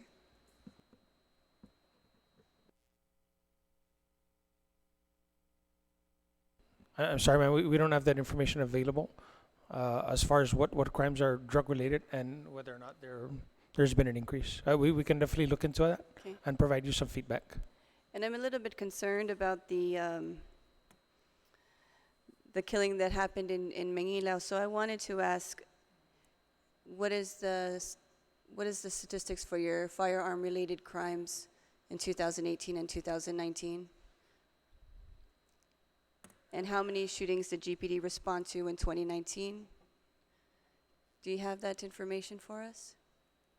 Mr. Chair, can we ask them that they provide the committee with the information if they don't have it with them at this time? That information was submitted on a FOIA. I can't remember exactly who, Okay. but we do have that information. Okay, And, can you give a copy to the committee abs- of the, afterwards, not now, since you Sure. don't have it on? Yeah, I believe that Okay. that was a request from the Guam Daily Post, Mr. Nick Delgado. So we did reply to that, so we do have something in writing already as far as firearms-related incidences. Thank you, Chief. And then I was going to ask what support we can give the Guam Police Department, but I think it all boils down to more money, more resources, and to assist Department of Corrections once you get all your GPD personnel on ground. Yes, ma'am. Thank you, Chief, and thank you Senator very Nelson. much for the men and women in blue for the service they provide for our community. Is there anything else that you guys want to bring up? Something that we can help with? No, sir, but I would like to thank the members of the committee and the senators up here and the speaker for allowing us the opportunity to come here and speak regarding the Guam Police Department, the status of our department, and what things that we can work with together between the Guam Police and the senators to make the community safer. So thank you very much for I allowing just want us. to congratulate you, Chief, for a very thorough presentation of just what you have within the Guam Police Department. And I also want to thank all my colleagues that are here today. And hopefully we can continue this dialogue and mainly to make sure that the police department are equipped with the resources and whatever they need, that we support the Guam Police Department in its totality. Thank you very much, Chief. Thank you, everybody. Thank you, senators. Have a good Captain Kim, si Joe, thank you. Todo Amzu, si Marcy. Thank you, senators. And I would like to thank everybody's participation in this status hearing. And yes, and after this, we're gonna start with the Department of Correction, my favorite department. Thank you.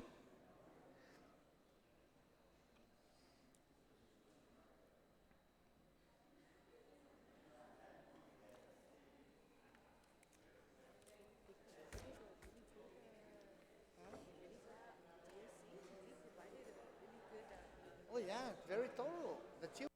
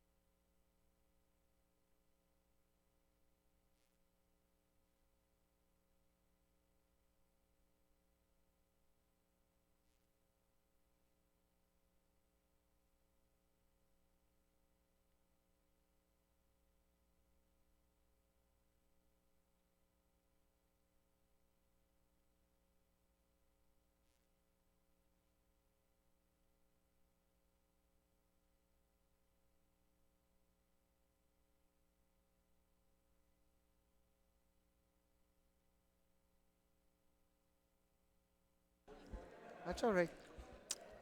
Excuse me. If we can settle in, and maybe we can start with the Department of Correction.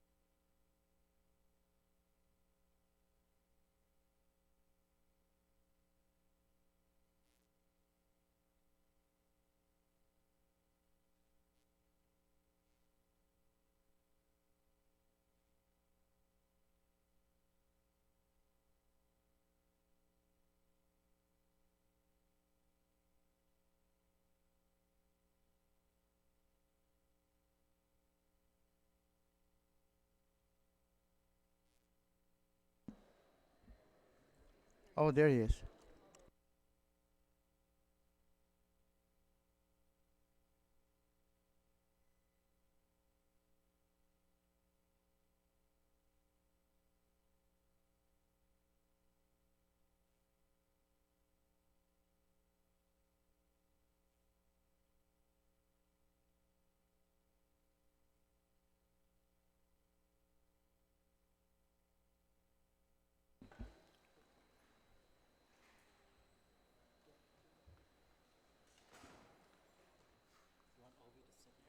No, it's fine. Just where's Ovi at? Just call her. Don't have her sit behind me. Ovi and.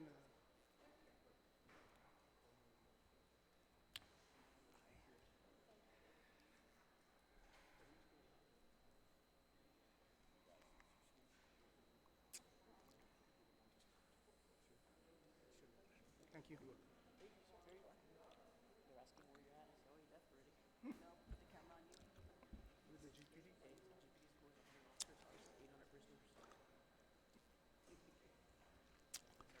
Good afternoon, ladies and gentlemen. Thank you very much for coming here this afternoon to go on a status hearing for the Department of Correction. And before we start, I just want to mention some administrative announcement here.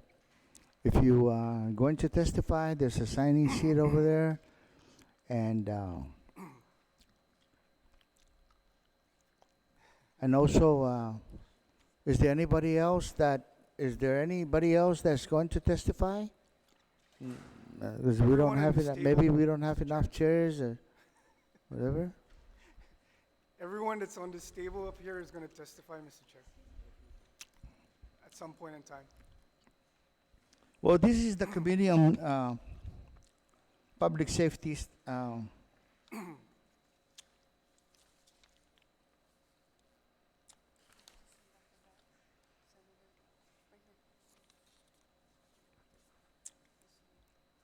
Well, I'm just going to mention the Committee on Public Safety, Border Safety, Military and Veterans Affairs, Mayor's Council of Guam, Infrastructure, Public Transit. Today's hearing is a status hearing for the Department of Correction, and we're going to concentrate on a few items here, like drug interdiction and internal controls, process and timelines for internal affair investigation and prisoner rehabilitation program.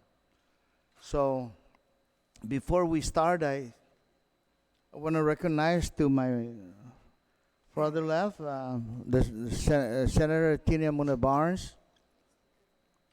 Speaker Tina Muna Barnes and Senator Telena Nelson, our Vice Speaker. I'm forgetting your titles. And to my immediate right, Senator Minority Leader Telo Taitagui. And once again, thank you very much for coming here this afternoon. Been a long day for me, so if I make some uh, errors in as far as what we need to do and what some of the questions that I want to impart to you guys, just kind of forgive me, okay? Because but we're gonna get through with this. And first off, usually I go with the signing sheet, but maybe today we'll just go from my left to your right, and we'll start on the left side and go down the line. Or maybe I can call the acting director of the Department of Correction. Yes, thank you, Mr. Chair. So, buenas and holidays, Senator Terlaje, and members of the 35th Guam Legislature, Speaker Tina Muñoz Barnes, Vice Speaker Nelson, and Senator Terlaje. Thank you for having us here.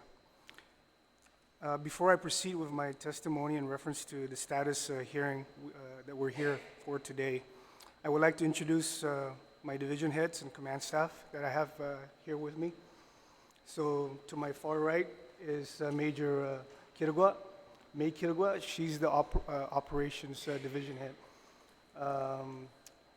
To her left is Dr. Taiminglo, and she's the head for forensics division. To my right is Mark Paris. He's currently overseeing casework. To my left is Major Anton Uggan. He's in charge of the administrative division. And to his left is Warden Alan Bora, oversees overall operations at the Department of Corrections. And to his left is Chief Kinata, Parole Division, sorry. So the chief is just about getting ready to retire, right? Because I remember you about, 50 years ago?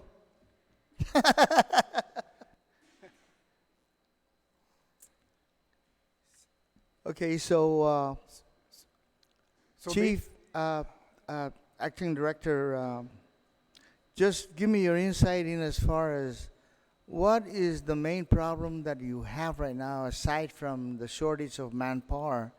And remember that we just passed the bill on the commissary, and tell us what do you think about those, that and the reservists for the Department of Correction, because I was talking to Mr. Sasaki regarding his does he agree with the commissary? Does he agree with the the additional, and he supported the bills. So we passed that the other day, and it's going to be sent to the governor for her signature. But give me your insight. What is your biggest problem in this? Not manpower, because we know that already. What is your main problem at the Department of Correction in as far as meeting the demands of your employees and meeting those requirements, the resources that you need at the Department of Correction? Well, definitely it's providing them the resources that they need to do their jobs. And for the most part, we have hardworking officers, I believe. When I first came in, I made my assessment, and I know that the facilities that we do have currently are in a dilapidated state, and I've made that clear when I did my assessment to the governor, that there's really big challenges there in trying to resolve those issues. It of course adds to the issues with the work environment and providing a safe environment for even our inmates and detainees, including our employees that work there. So that's one of the main concerns. The other, of course, is still the manning issues, and we've already made big strides in addressing that. by the recruitment that we've currently started since, I believe, December to present. So we've already recruited up to 39 corrections officers. And we've submitted for an additional 24 more GG1s. So we should be a little plus 60 by the time we're done this year. What is your numbers of correctional officers right now?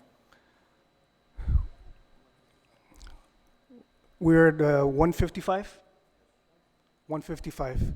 That's not including the 39 that we just hired. On your own assessment, what would be the number to satisfy the total activities of DOC? Based on the organizational structure that I reviewed, that we've updated, we should be at least 350.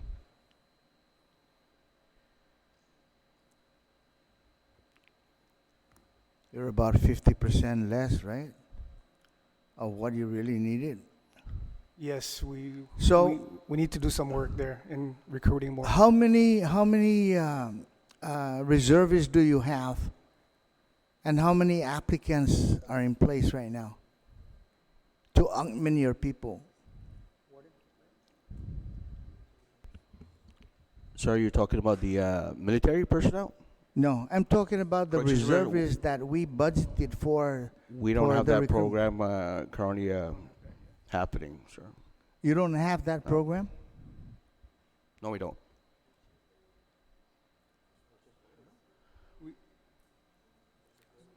You just passed the bill, Senator, that would implement that. Hopefully, when that gets to the I governor's know office. that there's supposed to be a budget for the reserve correction officers. Are you familiar with that, Colonel? Yes, Senator, but again, it hasn't been implemented. So, in other words, you do have that program, but has not been implemented yet. Not at this time. Yeah, it needs to be approved first. Yeah, and Senator, before we can create the reserve, the law has to be signed into by the governor. It was just passed by the legislature, I think, last week. It was just passed, so when the governor signs it, then we can start creating the program itself.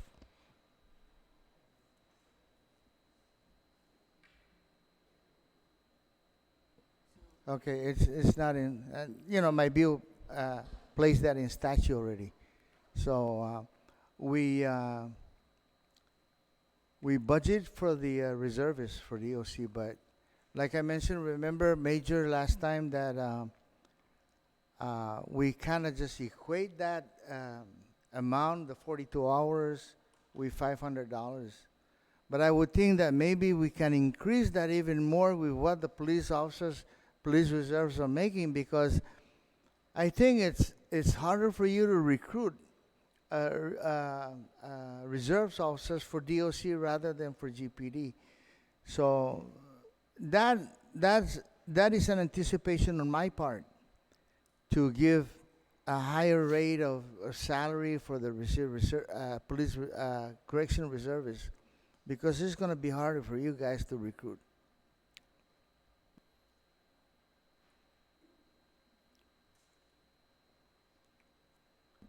What about the drugs that are coming in into DOC? Is there any incident for the past few weeks that you guys confiscated drugs coming in from outside, from visitors or from the inmate or whatever?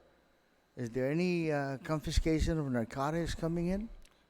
Yes, we still have problems with drugs and other contraband being smuggled in different ways. We've made discoveries in just the past few weeks. What is the most popular technique of concealment in as far as drugs coming in?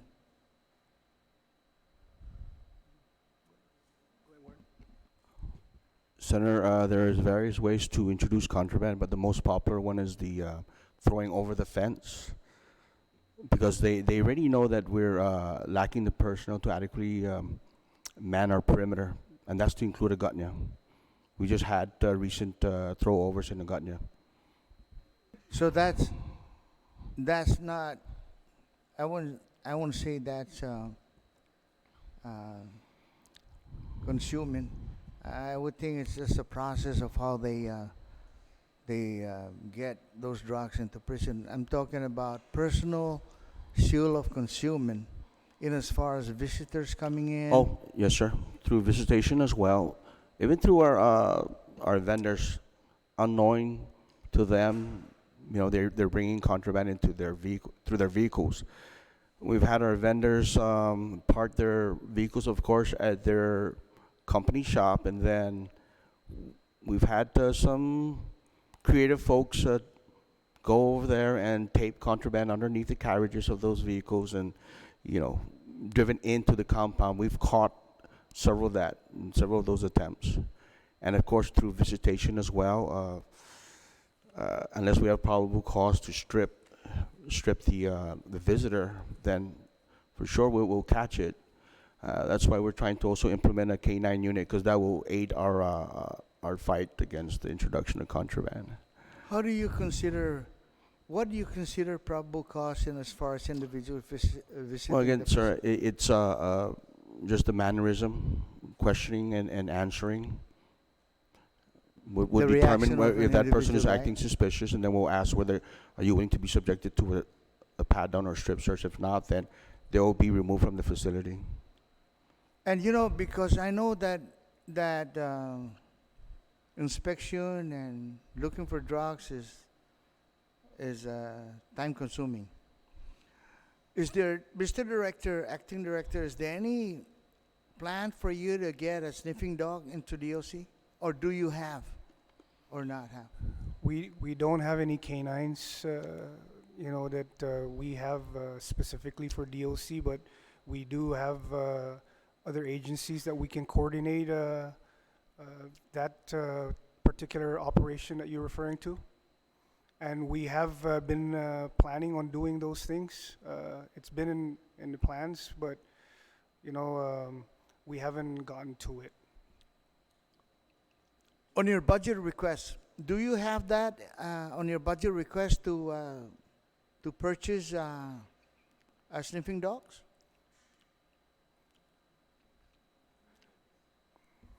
Not at this time, Senator. Do you anticipate to have any sniffing dogs? It would be a good thing to have, but again, that would take manpower, additional manpower to take care of the dogs and maintain them.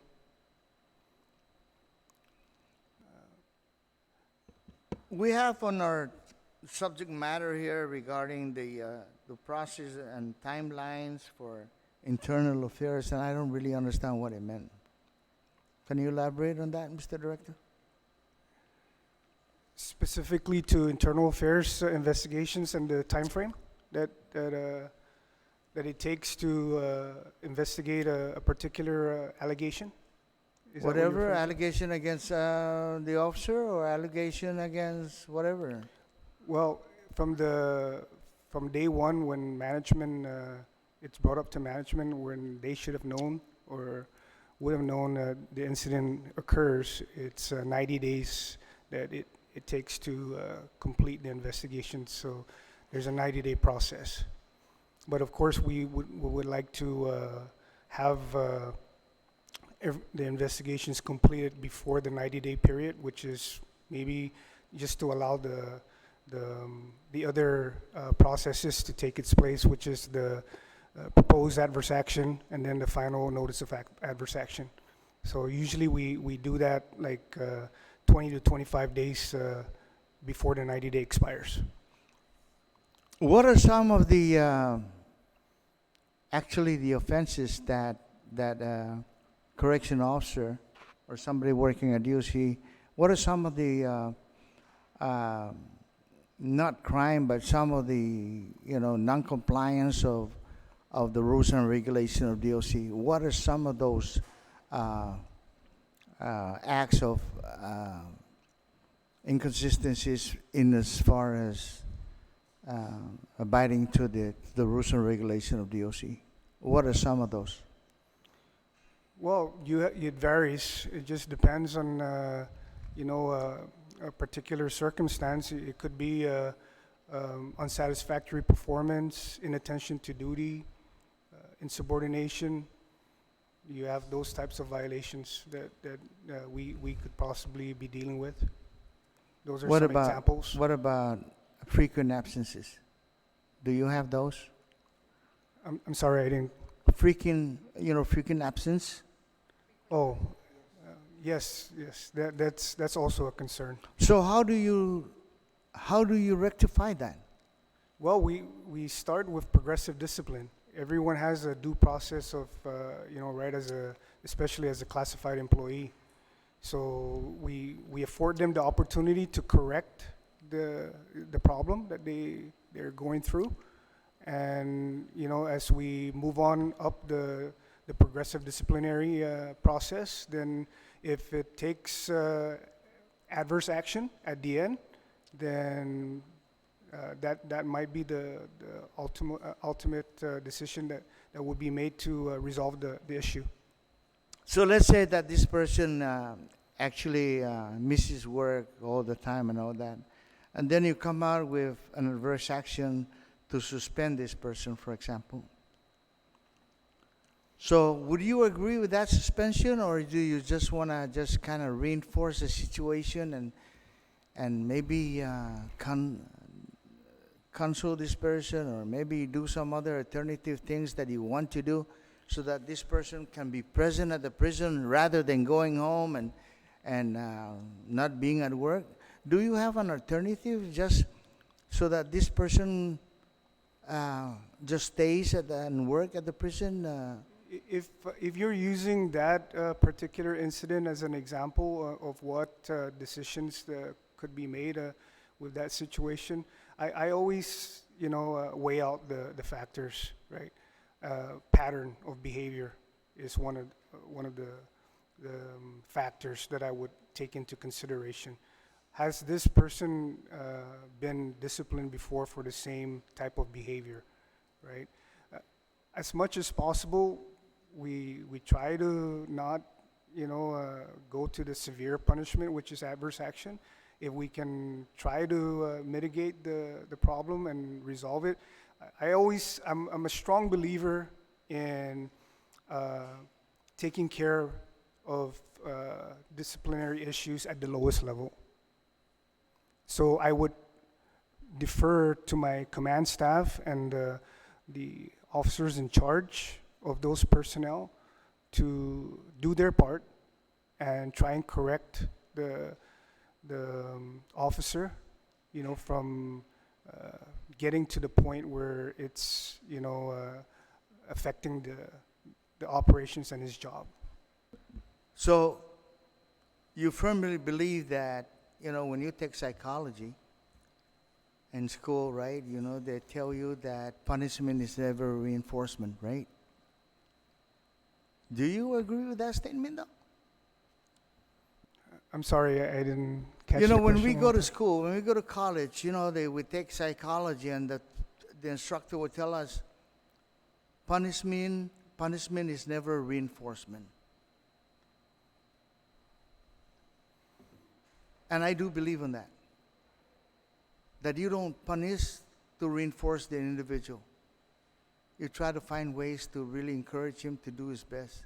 So I would assume that's it. I was taught that, and when I was going to school about 20 years ago, so maybe that doesn't work anymore. But anyway, I would like the vice chairman to go ahead and Thank you, sir. questioning. Thank you, Mr. Chair. I don't know, punishment worked for me growing up. I'd like to thank the Department of Corrections team and our officers for coming here today. And I'm happy to hear that we are moving forward in hiring more correction officers. It's long overdue and it's well deserved. And I also want to thank you for the status updates, the thoroughness and the transparent manner that you put this information out there. This is by far the best explanation of understanding DOC's challenges that I've received from any director. Last term, we had 2 inmates directly or indirectly die under a previous director's watch. And really now we are starting to understand a little bit the challenges that you have because of the transparency you've given us and also the recommendations that you propose. I thank you for that. Thank you. Because we really Thank want you. to ensure Department of Corrections is given the support that they need. I know I've always been perhaps a devil's advocate with the Department of Corrections, but it's really to attract attention so that DOC receives the attention that the officers need and as well as the inmates. So thank you, Deputy Director. Thank you for the staff to ensuring that there's an expedient process in the recruiting of our correction officers and, job well done on making it happen. I appreciate that. Thank you. Can we talk a little bit about the detainees versus the inmates? Can you just, for the public, explain what is the difference between a detainee versus an inmate? A detainee is a pretrial person that's waiting to be tried. So an inmate has already been convicted. Thank you. And how many detainees do you currently have that are waiting for their court hearings to be completed or so forth? I think the ratio right now is half of the 600 population that we have, like 300 detainees and 300 inmates, Okay. approximately. Yeah. And these are the detainees are being held at the judiciary's request, right? This is your function as Department of Corrections. That's correct. Okay. And so in the update of your USMS federal inmate detainee per diem rates, effective October 1st, 2019, your housing per diem rate for federal inmates was updated to reflect $102 per federal inmate and an increase of $27 from the previous rate of $75. You also charge for transporting them, which increased to $35. An overall increase, which was given of $16.25 from the original $18.75. And then there's charges and payments. Charges are billed respectively to the U.S. Marshal Service, federal detainees, Immigrations and Customs Enforcement, federal detainees, Bureau of Prison, federal inmates. Payments are deposited into the Corrections Revolving Fund via Department of Administration. Could you implement something like this for the judiciary of Guam?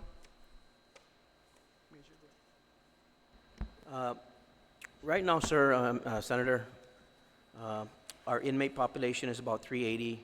Local detainees under the court jurisdiction is about 270. When we say 300 detainees, because we're also including the 40 federal detainees, 11 immigration detainees, then we have the contempt of court guys, probation violators. We have about 18 or so parole violators. And then we got the overnighters that can go anywhere between 8 to 20 overnighters. And then we have the warrant of arrest from the court that can again fluctuate between 5 to 20 warrant of arrest. And so in regards to the local detainees, to be honest with you, detainees actually fall under the purview of the executive branch, because under DOC's Enabling Act, we are responsible for all these places of confinement, right?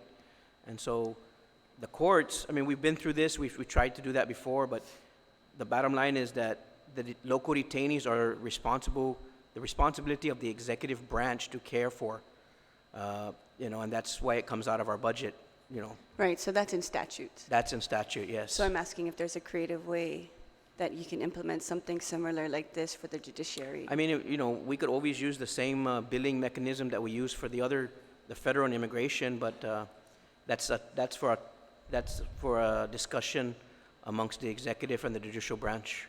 Okay. And so we have, Major Arkin, you said 270 detainees, and you broke them down by category. Right. And so I'm wondering if those 270 detainees did not exist within the prison system or within your facilities, what would be the required manpower that Department of Corrections would need to maintain their current operations, to maintain their safety? Because I know that in some areas you only have one officer at certain times of the day. So what would be the required manpower if for some reason we were able to move 270 detainees out of your jurisdiction? Senator, one of the main factor on why it takes a lot of officers to run the department is because of the way the department is built. We have 18 different housing units, and each housing unit has a certain amount of, based on their design, has a certain amount of capacity that they can hold, and the type of inmates that are housed there. So we have, for example, our general population, which can hold 80. Those are medium-level inmates, meaning they play well with others, where they're not necessarily a threat. They don't cause problems. They're some of our work assignment guys. We could have 2 officers or 3 manage that. But when we go to our max unit, where they don't play well with others, they're a little bit more high risk, more escape risk, we need 2 to 1. And so the population there is 48. So that would be, a 1 officer for every 9 inmates, because we need 5 officers minimum per shift to deal with that population. So again, if we had a better designed facility, even if you remove the 200 now, the extra officers that we do have will probably just reinforce the current units that we do have, and it really wouldn't. We've had 400 prisoners when I started, 300 when I started. We slowly went to 400, then 500. Now we're finally up to 710. So 710, you minus 200 right now, that's still going to give us 500. We're still going to be in a shortage of manpower because of the way the buildings are designed. If I can cut the housing units down from 18 to 5 or better design, they'll be more efficient. Has Department of Corrections, have they looked into alternative areas to build facilities on? I know there was a master plan that was in place, and so there was this big back and forth with the status of the master plan. So Yes, where are we at? we actually had the committee convene just last week, and the master plan has been signed off and sent to the governor's office. So we're waiting for the legal aspects of it to be looked at and get an update on that. Okay, so that's good to hear. But are we still going to try to build in Manila, or are we trying to build someplace else? That's why that the comprehensive plan that we're working on will address that in the whether again Manila would be the best place or would there be an alternate location, what would be best practices, and that's where the consultant or whoever is hired to perform this evaluation, that's one of the requirements in one of the scope of work that they're supposed to perform, is to tell us what would be the best place to do this. Do we do it right where we're at? There are several benefits to doing it right where we're at, building it within our own footprint right now. There are some benefits to that. There are also, there's also some challenges if we moved it out of the neighborhood and tried to put it somewhere else, then that's another issue too. But that's where our consultant will come in and help us determine what would be the best course of action to do. So is there a timeline that we're looking to complete these plans, or, at least by the 3rd year? 2021? Well, we're going to be having a phone conversation soon to work out the exact timelines, but we're looking at anywhere between a year and 18 months. Okay, very good. Thank you. In the programs and casework, there was additional programs needed. So can you just talk a little bit about the drug-related factor in the commission of the crime? It would be beneficial if DOC counselors and social workers be trained in alternative intensive drug therapy programs with the intent of preparing inmates for release.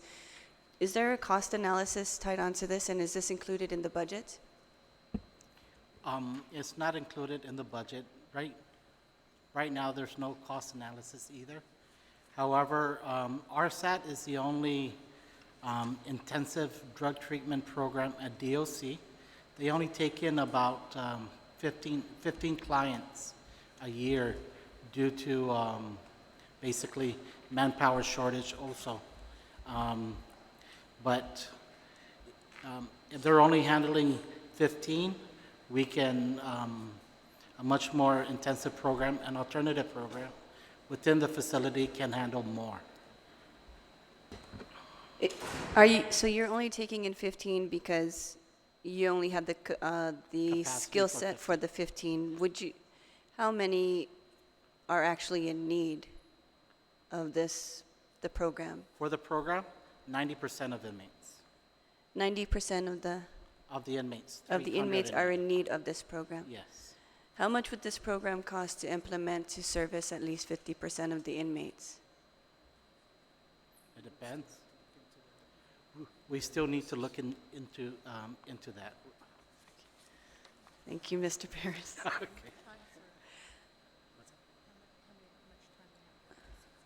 Right. And also, it depends on the amount of time that they have to serve left. Okay. Acting Director, do you think that you would be able to advocate for us to include in the budget for the rehabilitation program, these drug programs, if 90% of your inmates are facing this kind of need?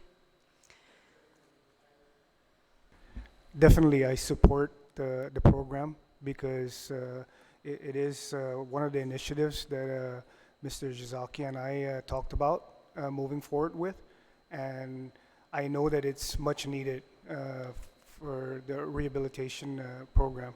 So we will do some analyses on that, and hopefully we can get a cost by the time, or way before the time the budget hearing comes up. Okay, thank you. The last question I have, Mr. Chair, is the technology updates. Major, again, I want to thank you for walking me through the process of your technology needs and how it functions. I really appreciated that, and it gave me a better understanding of the challenges that DOC face, and also the natural error because of human error, not intentional mishaps, right? And so your technology updates, your vendor technical support for Naviline Web Access is no longer supported. Technical support for the AS400 on the Naviline is still ongoing by the vendor. So can you tell us a little bit about your updates that are needed and how it connects with the judiciary system or GPD system? Or what are some of the things that we can do to help you implement this better? So our adult correctional management information system, Naviline, that's the software we're using. It's a standalone system, with DOC. We are a member of the VCCH with the judiciary, where they're supposed to pull certain information that will be feeding into that.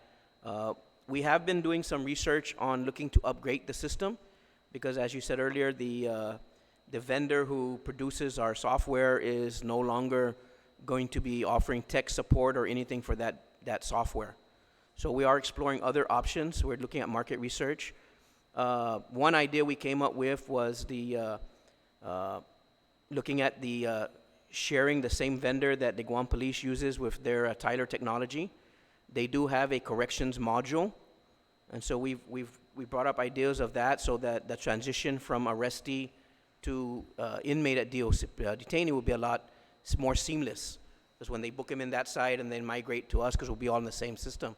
But of course, that's not finalized yet. We still have to do an RFP, and that particular cost, I think, is over $300,000. And so we still need to sit down, and we are working with the Office of Technology to see what will be the best fit for us. Also, considering the needs of the judiciary and what they need, we have to bring that all to the round table. So we do attend the monthly CJAC meeting, and so we're still, working on there. Eventually, hopefully, we can get into a more updated system, more robust system that will allow us to also manage documents within the system and mugshots. One of our big issues with our system is we don't have mugshots. We don't have the fingerprint capability. So we did talk to the court about getting the APHIS machine, so that we could help with our side of the house, because the fingerprints, we don't have access to those things. And so, again, it's just a work in progress, and it's going to take us a little bit more time to work out the fine details before we're ready to put out a proposal. Funding, of course, get an estimate of the funding and then seek the funding. Could you find federal grants to help you upgrade your technology system? We are working again with the governor's office. The Burn Jack grant, I think we've tried to apply. We've applied for that, I think, once or twice. And I think portion of the money to help cover it was they were possibly looking at some of the money coming from that grant. Okay. Right. Thank you. Thank you, Mr. Chair. I want to thank all of you for the absolute great work that you do. Thank you. You know, in the beginning, I had mentioned the biggest problem to relay the biggest problem that you have, aside from the shortage of manpower. And I would think that one of the biggest problems you have is the 700 inmates that you have versus the facility that you have. And I would think that maybe, and I was talking to the Mr. Sasaki at one time about what does he plan to do to reduce recidivism, for example, and to reduce the numbers of inmates at DOC. And he had mentioned that maybe we can go into the alternative sentencing type of situation, as far as, like misdemeanors and below can be released depending on the prisoner himself, to go into alternative sentencing and assign some of these inmates to, for example, the Department of Public Works, the Mayor's Office, Parks and Rec, and do their time out there, and at the end of the day, they go back to the family.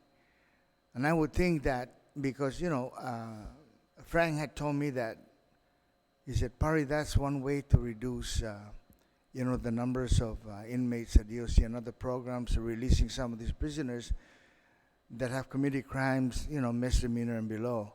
And I just want to ask the acting director, do you anticipate to go into some that type of program, in the long run?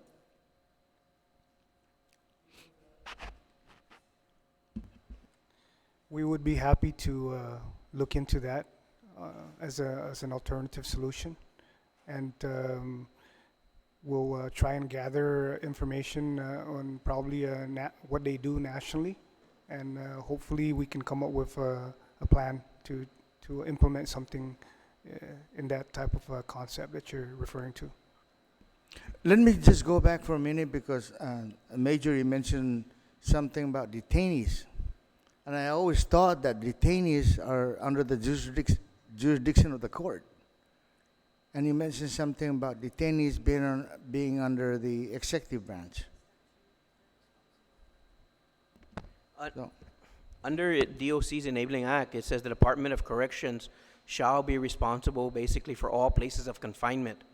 And so, when someone gets arrested by the Guam Police, they're getting arrested, they're detained, it's still an executive function to manage and care for them. That's what I meant about that, about the local detainees being under executive responsibility. So, Yet it is the courts that hold them. They do hold them to make sure they can't make bail, because, to make sure they guarantee they show up for their court, and if they're not able to make bail, then they stay in our custody. But we also have, like I said, probation violators who are out on pretrial, and they may violate it, maybe test positive or violate a condition. And so the judge will sanction them a couple days, couple weeks, maybe a month, and they're in our custody, and then they're let out again. And some of them do that 8, 9 times, and then finally they get revoked, and then they're serving a sentence. Senator, if I may, I recently spoke to the governor about the possibility of implementing the electronic monitoring, and that's been in discussions. I've attended several meetings with the judiciary, and I was told in one of those meetings that they had at least 100 devices. And it just has not, been implemented since those discussions took place.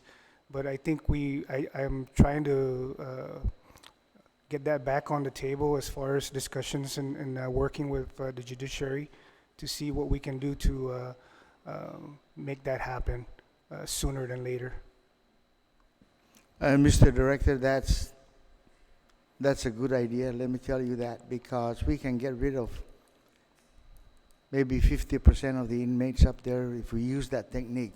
Yes, And like send you them said, home, let them be with the family and all that. And if we do that, I think we can control that inmate from going elsewhere. Is there anything, Mr. Director, that you plan to do? Because I want, and the Vice Speaker is right. We need to change the law, and we need your input. We need to get together with the Mr. Ogden and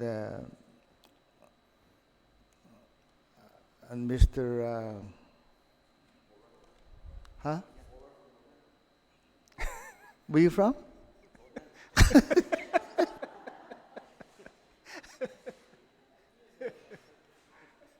Mr. Bora.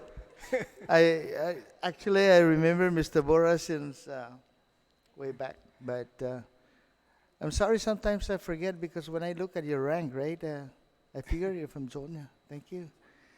Anyway, Mr. Director and those that are here, thank you, and I hope we can just share our thoughts together in as far as, because I would think that if we reduce the numbers of inmates at DOC, I think that would solidify some of the problems that we have. And I know that you guys are working hard up there, and hopefully we can work on the post requirement and certification, because you guys are under the post requirements. And the thing is, with the type of work that you do and the concentration of you need to be at DOC, you don't have time to really just take care of the test that is required, the physical test, because you don't even have the time to go and take a few laps around just to meet that physical agility test with the post requirement. So I just ask that with me and the Vice Speaker working on this, I know that some of the things that we will share will come into fruition. So just give us a call, and if there's anything that you need from us, call the Vice Speaker, or call myself, or come to my office, and if there's anything that is urgent for us to do, we would do it. And I'm glad that the budget is the budget satisfying though, Mr. Director? I have not really looked into the proposed budget that we have. I would defer until I look at the total numbers and where we're at as far as our necessity. Sa nga niya, ni magay tinahong i-budget round. I'm going to tell you this right off the bat, that But the like budget that we actually approve for DOC But is like the not chief enough. said, Mr. Chair, I'm not going to turn away money if you're willing to give it. Edzo, The more, Professor Namzu. the better. Pata kurihi na problema gyulo. Sita tan ali turi tempo da tan tangwentus na afasina para Yes. tatsogi pata adjudanto. Sa Department of Correction is, I tell you, it's not easy to run Department of Correction. Yes, sir. And you have a Understood. hell of a lot of work that you need to do, Mr. Acting Director. Understood, And I sir. give you credit for coming up and taking that, to maybe just solidify some of the problems that we have up there. And you stepping up to the plate to be the acting director, I'll tell you, it takes a lot of thinking first But thank you very much. I want to thank the superintendent, Mr. Borra. Bamano, Toto Mono, Talora. Binalagan gats. Jesus Marcian Tutorus, thank you very much for being here with us. Thank you, Thank Mr. you. Chair. Thank you,